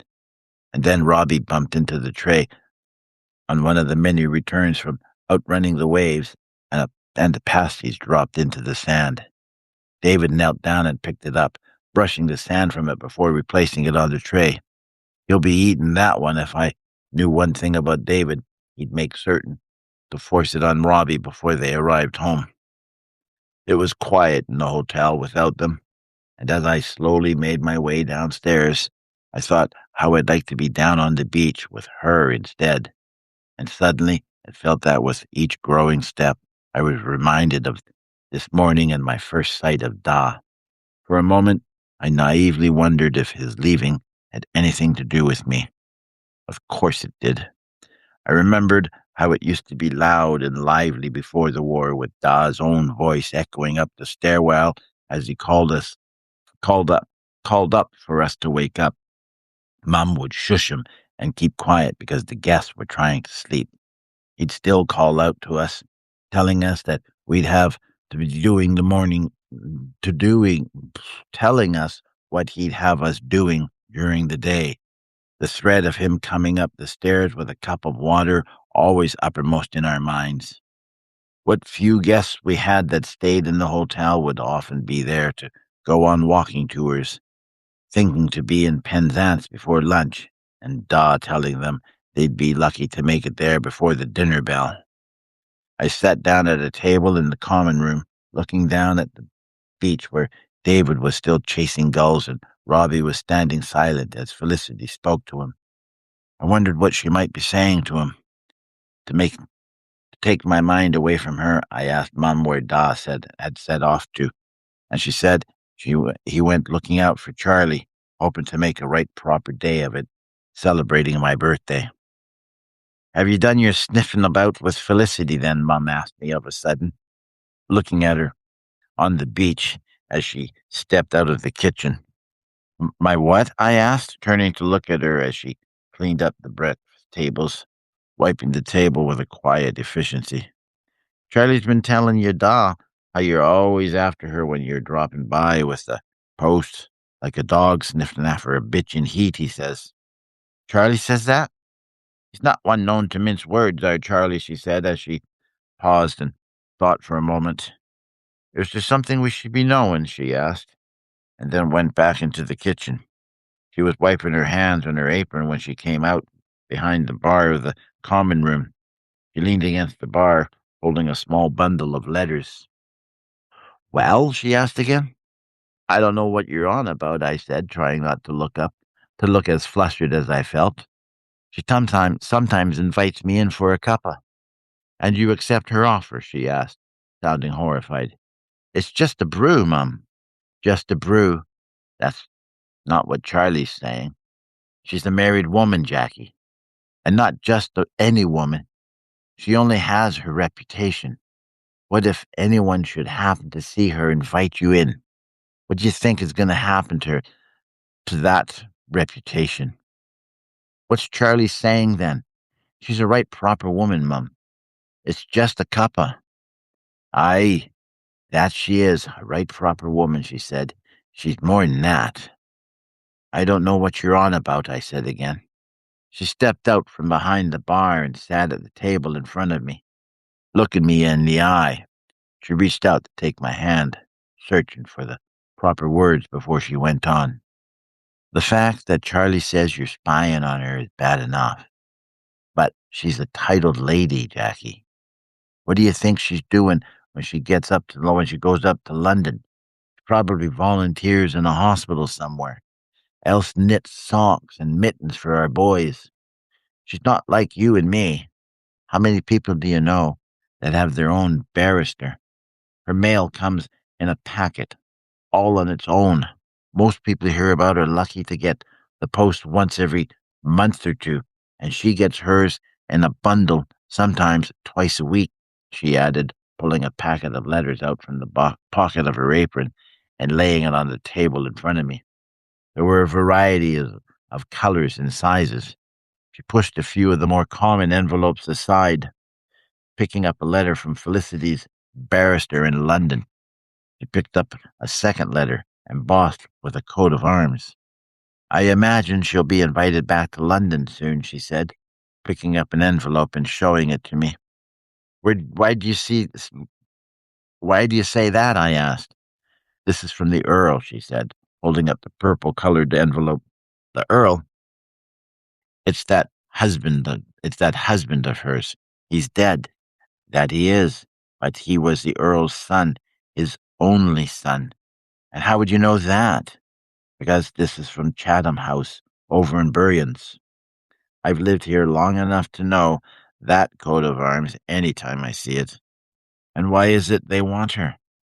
Now that she's widowed, I suppose they'll want her to live with them. It wouldn't do to have her living out here on her own like some estranged family recluse. I sat silent, looking at the table. Is she planning to go and live in St. Buryan's? You can be certain she'll be making herself ready to leave. What? She's not going to find anyone here to marry. She'll have to go to London for that. Or were you thinking she might wait for yourself now that you've come of age? Why do you say that? Do you think I don't know you've been sneaking out at night and coming back at first light?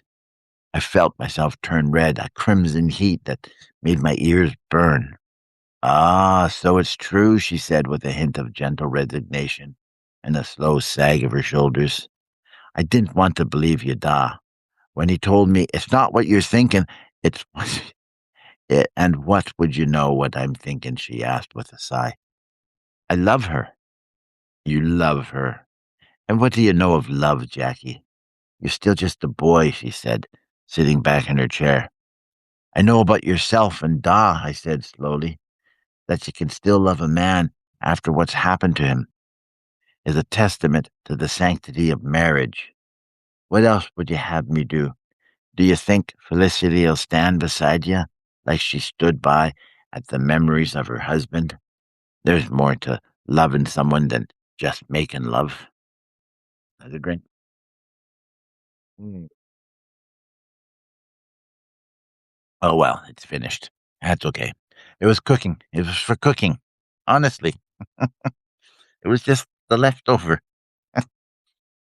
Charlie and Da were in their cups, as Mum liked to say, when the two of them spent their days together drinking cider and beer.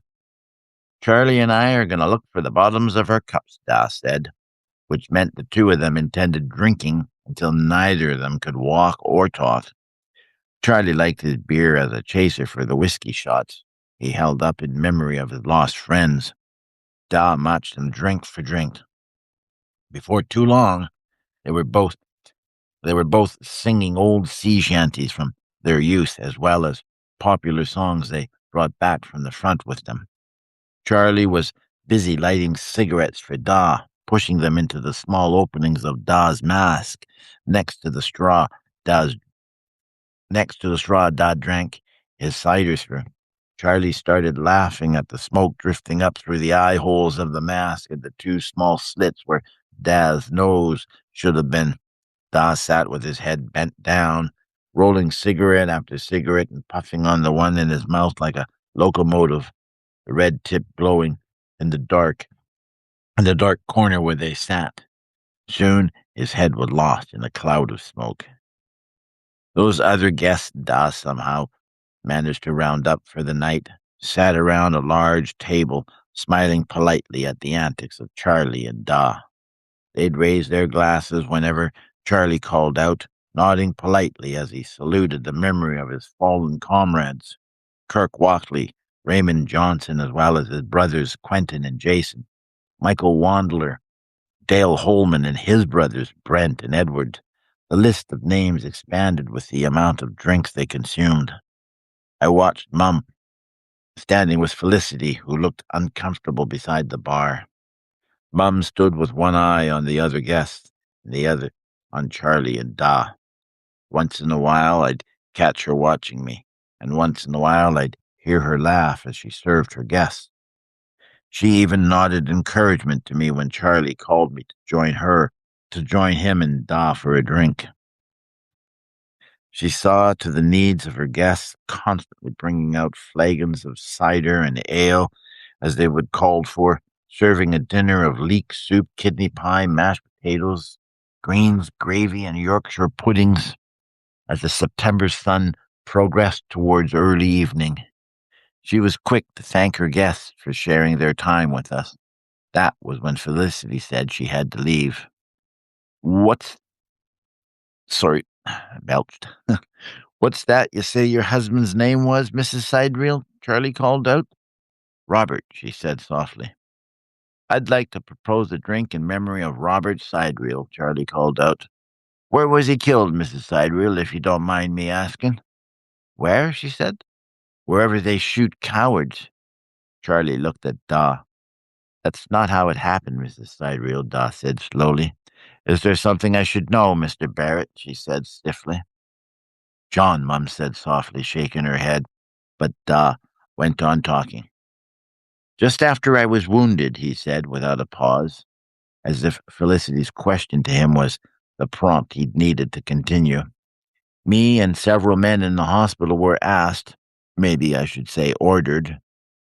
They never asked you to do anything that they couldn't tell you to, did they, Charlie?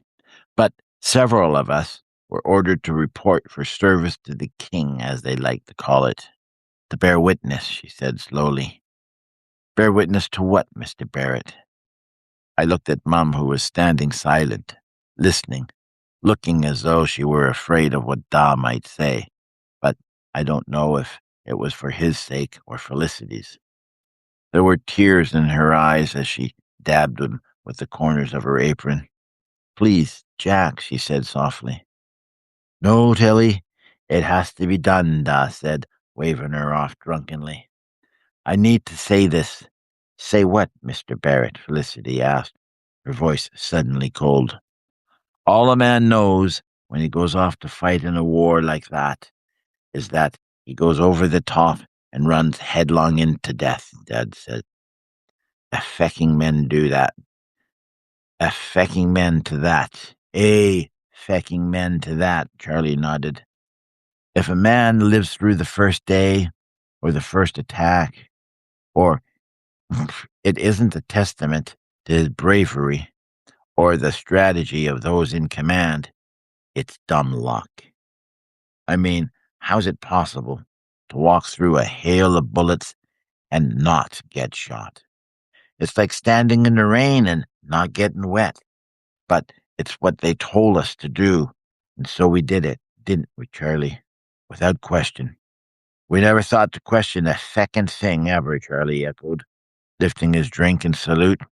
For keep, for fecking king and country, Charlie said, holding up his mug. The other guests matched his salute. He was a coward, Mr. Barrett, Felicity said in the same cold voice she'd used earlier. Dawes shook his head slowly before he took another drink. You need a feckin' fag before you go on trying to feckin' explain this one, Charlie said, as if in a drunken slur, every one of his words an effort to say. Da reached for a tailor-made cigarette laying on the table as Charlie brought the lighter up to Da's face, sparking the wheel until it finally ignited. The flame danced along the sheen of Dad's mask until it died out. There's more to it than that, Mrs. Sibreel. There always is. Even though I never knew him, I knew men like him. I've shot men like him for doing their duty. Duty, Charlie saluted quickly, and the other guests echoed his call. The fact he lived as long as he did proves he was a brave man. He went over the top more times than a man has a right to. He was simply the victim of a bad decision. What does that mean? She asked quickly. They didn't tell you that he shot himself in the foot, did they? I wish I would have fucking done that, Charlie said slowly. Oh, and we all looked at him. Aye, Dad said with a slow nod. Me too, Charlie. It's a coward's way out, Felicity said sharply. And what would you fucking know about that, Mrs. Sidereel, Charlie said slowly. Had I shot myself in the fucking foot, I'd have been shipped home. I'd still have 2 feckin' arms and 2 feckin' legs, and I wouldn't be the feckin' freak I am now. The freak everyone feckin' sees me as. I'd have a feckin' limp, sure, but nothing more than that. But I couldn't feckin' do it. I thought of it, but I couldn't get up the feckin' nerve. What kind of nerve does it take to shoot yourself in the foot? More'n you could imagine, Dawes said with a slow shake of his head. I only bring it up because I was a witness of his final words.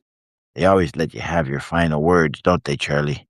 That they feckin' do, Jack, Charlie said, slamming the table with an open hand. That they do. They're good for letting you have your final say. And what, if I dare ask, were his final words, Mr. Barrett? Felicity asked, slowly pulling on her overcoat. I can tell you what mine would have feckin' been, Charlie called out. I'd have never pegged them for being with someone what looked like yourself, Dawes said, slowly, the blank stare of his mask making it impossible to read his look. She paused for a moment, tilting her head briefly, and then looked at Mum as Daw went on explaining himself. He looked old, standing there and listening to the charges they read out, so old that, if you asked me, I'd have never pointed yourself at as his wife. I suppose that's why his final thoughts were of yourself. That's why I'll never forget him. Tell my wife I love her, he says out loud, even knowing you'd never get the message.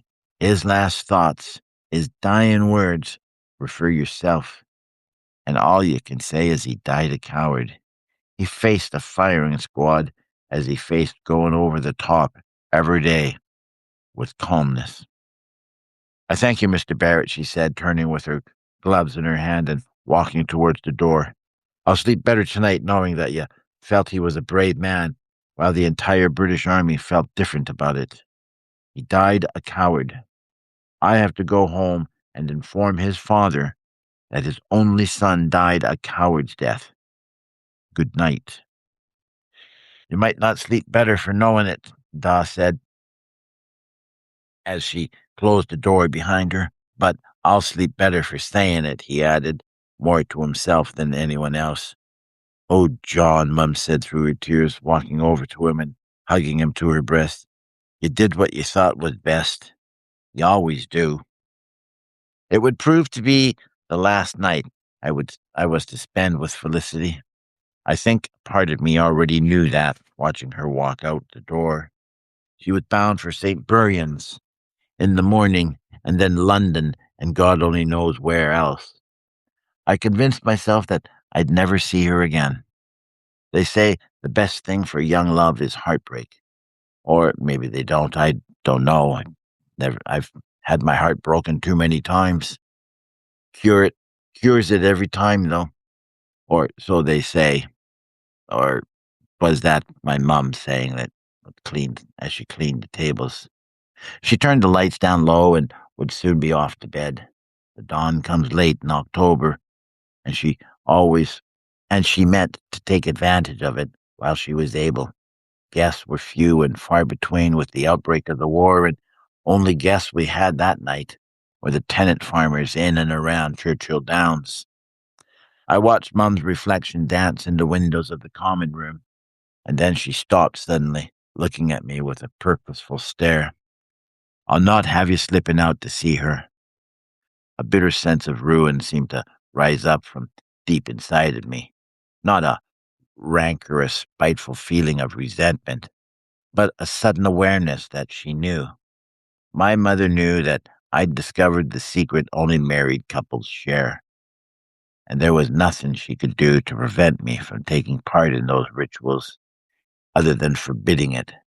To be honest, I'd never considered the possibility that my mother would discover what we were up to. I couldn't look up and face her, not then, not with how I thought she'd be disappointed in me. I felt as if I'd somehow let her down. It was as if I'd discovered some great secret about life that I wasn't supposed to, and she was there to set it right. Is that understood? She said, stopping what she was doing and looking me in the eye. I slowly lifted my head and looked at her. I could feel the heat of embarrassment creeping up my face, my ears all but glowing in the reflection of the common room windows. Oh, Tilly, let him be, Da said, half sitting in his chair and unable to move. Jack Barrett, Mum said, turning on him in a fury. I'll not have you as a living example to my son, if you don't mind. He'll be chasing every common strumpet he sees now that he knows what's what about it.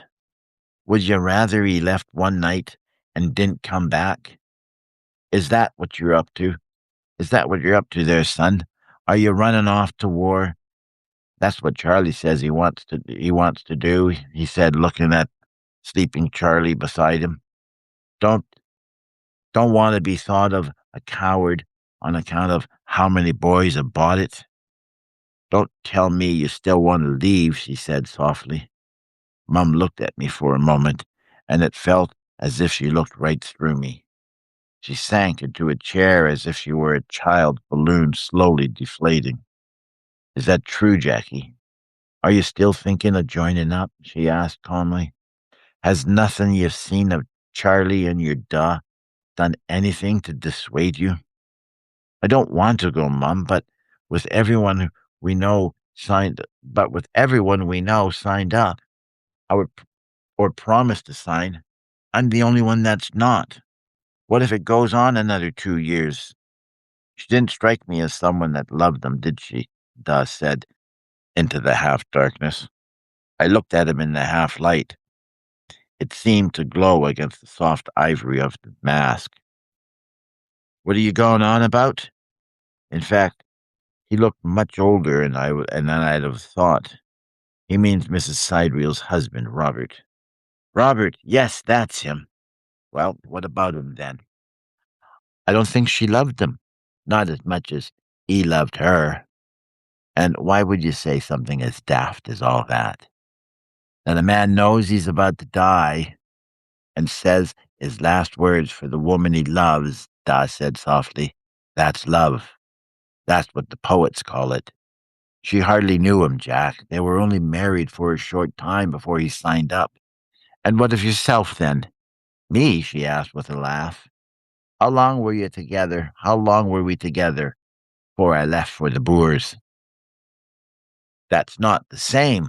I was already with child when you left. I just didn't know it. I was child. And there he stands afore you, a man full grown, Da said with a slow shake of his head. Says he's off to the war. You're drunk, Jack Barrett. Aye, that I am, Da said. It's time we were putting you to bed, she said. Aye.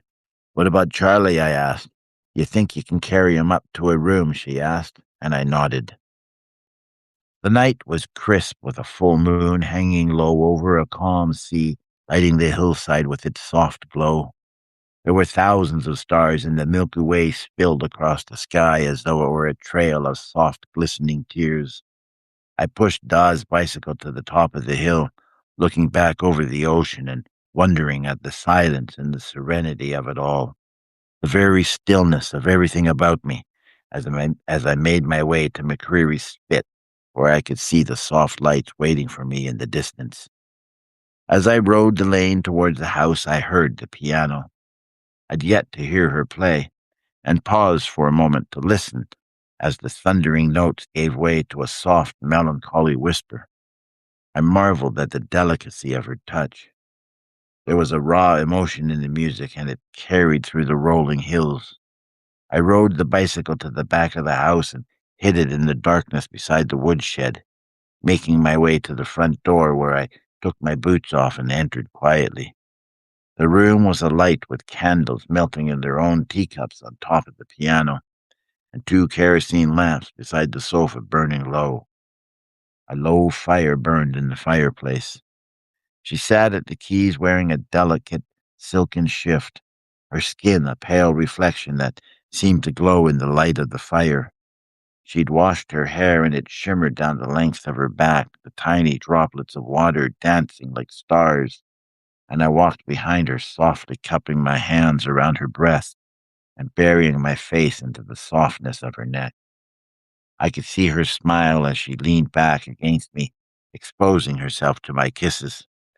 That's beautiful, I said, as I sat down on the piano bench beside her. What is it? Grieg's wedding day at Troldhaugen, she smiled. Where? She smiled again. Troldhaugen. It was his home. I didn't think he actually played this thing, I said. I told you the first day you were here that I played. I must have forgotten. Indeed. We made love in front of the fireplace as the candles burned and sputtered in their little teacups on top of the piano. I lay on the floor watching her in the soft light as she straddled me, her hair spilling over my thin chest as I slipped inside her. I held her breast as she sat up, lifting her hair in her hands and letting it fall behind her in a gentle cascade, arcing her back and moaning softly that she wanted more, needed more, suddenly crying out and falling on top of me as I drove myself up and into her desire. After, we lay in each other's arms, staring up at the ceiling. The light of the dying fire cast large shadows across the room. I could hear the sea as it crashed into the rocks and knew that the tide had changed. I told her I would have to leave soon. I could hear the dawn creeping in through the window. I could see the dawn creeping in through the window, where the white linen curtains flowed in the gentle laziness of the half-open window. Are you really leaving me? I said at last. I'm not leaving you, she said with a smile. For London. She nodded briefly. I have family. My sister lives there. And your furnishings? I asked, looking about the room. I packed most of my personal things already. The paintings, my clothes, some of my late mother's dishes. I'll have movers come in for the rest when I'm settled. What if I said I didn't want you to leave? I'd go anyways, she said. There's nothing you can say that will make me want to stay.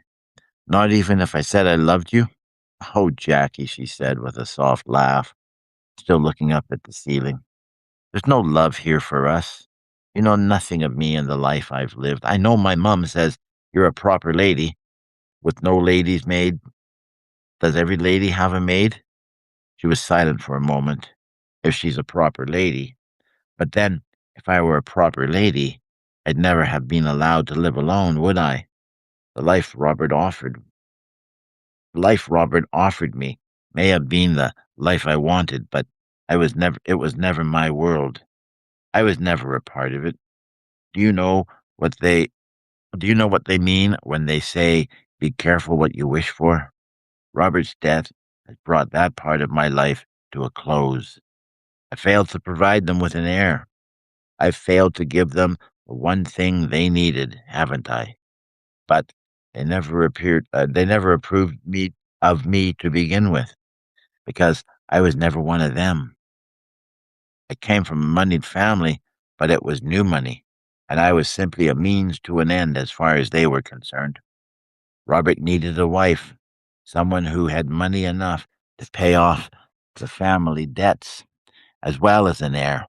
I failed to give them an heir, so all of this will go to someone else, some unknown cousin, I would imagine.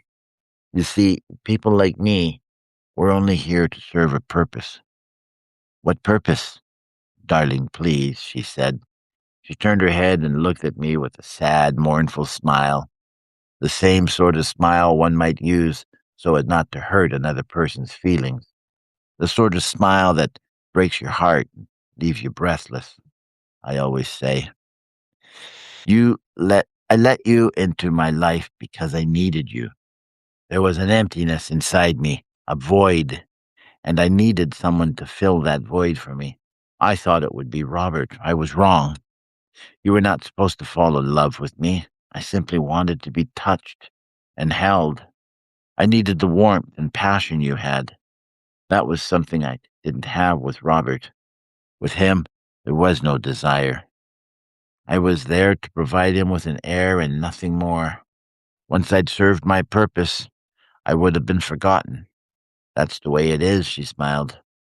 I should have never married him, and I knew that after the third day. The third day? You were married for 3 days and knew it was wrong? And you were willing to spend the rest of your life with him? Yes. She said it softly, and the word seemed to trail off into the half light of the coming dawn. Am I a good lover then? She smiled and turned to look at me in the soft light. I envy the woman you finally marry. It could be just as easily you. It could just as easily be you. No, Jackie, I mean, I love you, but I'm not in love with you, she said softly. Do you think you might try to fall in love with me? As much as you might think we can go on from here, we can't. I can't. Mum was sitting in the kitchen drinking a cup of warm tea when I walked in through the back door. She looked up at me, her lips a tight line as she let out a slow sigh and reached across the table for a cup. She poured a She poured tea and slid the cup across the table for me. I thought I saw her shoulders sag just as she waited for me to sit down. And now it's done, she said softly. I told you not to go, and you still did. I couldn't just let her go off without asking her why, I said slowly. And I was a fool for thinking you would, she said, trying to smile. Did she explain herself? I shook my head. It's just as well, I suppose, she said with another sigh. A woman like that, like her, I mean, you'd never fit into her world. I pulled a chair out from under the small table and looked at her with tears in my eyes. I wasn't looking to fit into her world, I said. You think she might live in yours then? I just wanted to be with her. And where would you go, the two of you? You wouldn't be able to live here. Canada? Australia? The world's a big place, I said. That it is, she echoed softly, but that doesn't mean you can hide in it. Sooner or later, she'd resent you for taking her away from everything she holds near and dear. I didn't want this for you, Jackie, she said with a near whisper. She reached out for my hand and I let her take it. I felt her squeeze it, let her kiss it and hold it to her cheek. There were tears in her eyes. I was fearful of your falling in love with her. And that you have. Hard. And now that she's gone, she's taken your heart with her and left you with a broken thing in its place. I did love her, Mum. I know you did, son, she said, standing up. I can't do any less than that. It's your da's son you are, through and through, she said, walking about the table and hugging me to her breast. I could smell the fresh dough in her clothes, and it reminded me of other times in my childhood when she'd held me after I'd hurt myself. Only this time, the pain didn't go away. Well, there you guys. There you go, guys. I finished it, and it took me 2 hours, 2 hours and 5 minutes. But that's because I started late. And this will be going up tomorrow morning, I guess, because I'm pretty well gonna have to like shut this down and get ready for bed because I have to get up and go for breakfast with my brother. As we do that every Tuesday. And I didn't expect these stories to take so long to read, but what do you expect when they're 33 pages long? Yeah, and the next one is even longer. It's 37. But actually, it's a good one. Got dragons. Yeah, got dragons. Got Sir Grummer. If you're familiar with the Shield of Locksley, Sir Grummer Grummerson is the name of one of my knights. Sir Grummer Grummerson was in the book. That's my candle going out. Was in the book Lamort d'Arthur by Sir Thomas Mallory, and he was only mentioned once. So I took that name and I made a story about him when he's an old man and he has one leg and it's a peg leg, so he's got a little foot on it, like a little peg on it with a foot on the bottom, so he can walk in the snow and gravel and stuff. And he's traveling through the countryside with his grandson, and they are in a wagon, and they have written on the side of it "Dragon Slayers" in Latin, of course. And they come across a village where they're greeted because the people have been waiting for them because they have a dragon and it's been bothering them.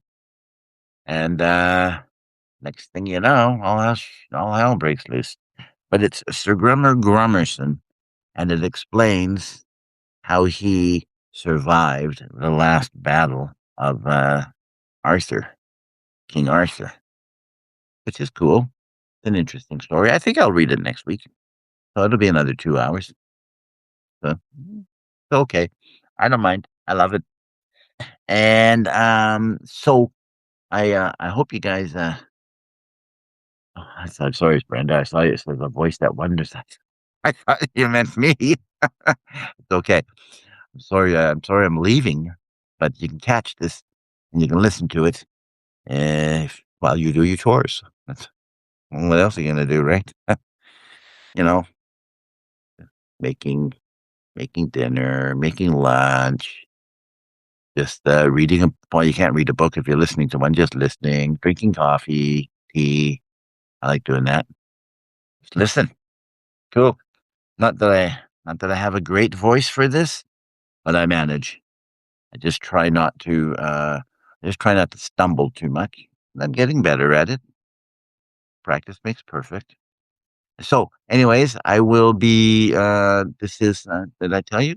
Stories After Dark on BTC-TV channel 13 in Vancouver. That's out here on the left coast of Lotus Land, as we like to call Vancouver. Yeah. So, BTC-TV, that's my mockumentary channel, mock TV channel. And I'll be putting this out free because I don't have a huge following, so what's the point in charging you for it, right? And anyways, it's like I don't have a lot of novellas to read, but I'm filling up binders. This has got 2 stories. So I'm filling up binders, and when I get 3, then I start another binder. And right now, I think I have enough for.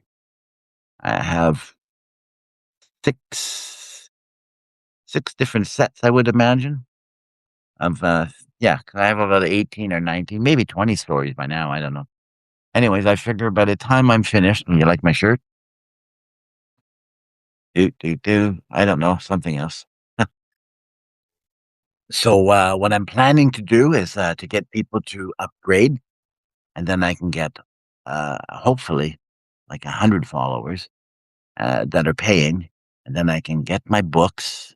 And I have a printer, uh, a, a print shop right around the corner, literally 2.5 blocks from my house, and he makes books. So I want to go there, and I want to have books made with the title Trilogy, one color, each book, one color, gold embossed lettering. Then on the opening title page, it would have the title of the one that you're reading. And this one is This Realm of This England. And the other ones I have are the African Songbook and the Tales of the Vienna Woods and the American Stories. And yeah, the Bridges of Rome. They're all stories that take place at different times, different places. Everything is historical fiction, apparently. Did you know that? I am I am historically fictional. And historical fiction is 50 years into the past. It's like I'm 68.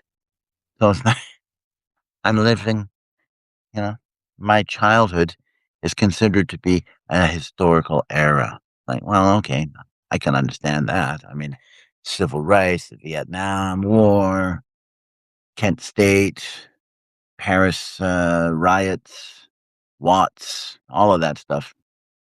Black Day in July in Detroit. Like, yeah, oh, and don't forget the moon landing, if you believe that. I do, but that's okay. Because I saw it, like I was 11. Why wouldn't I believe it? It was funny though, because it was a Saturday afternoon and it was summertime, right? It was in what, July? I guess July, yeah. So we weren't in school.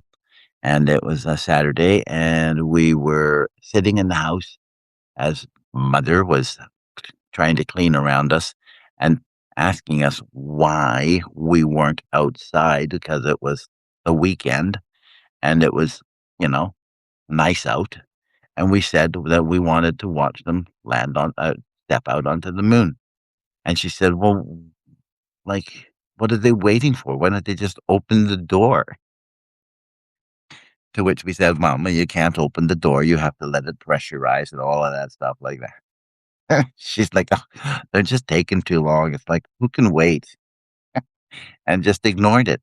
And so we had to say, okay, Ma, like, listen, we have to be able to grow up so that we can tell our children we watched the first man landing on the moon. Little did we know that they would, what's it, Apollo 18, all the way up to 18, wasn't it? 13, yeah, 13 didn't make it to the moon. Didn't, nope. And, yeah.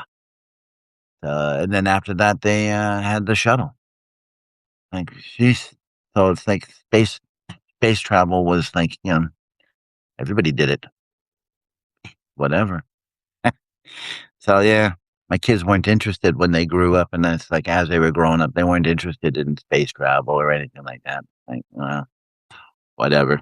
But I had a neighbor who was, and he was 75, and he watched the first uh, the first film of the Wright brothers in a cinema in Saskatoon in 1903.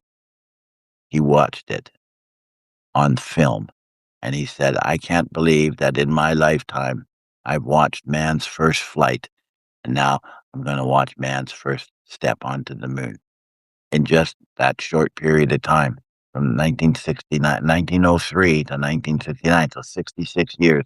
They went from the first flight to landing on the moon. Amazing. That's what technology does, man. Oops. I guess I could take those off now. My candle is, ooh, not good. I'd like to be able to pour that out, but where? Anyways, I moved my mic. I hope you guys can still hear me.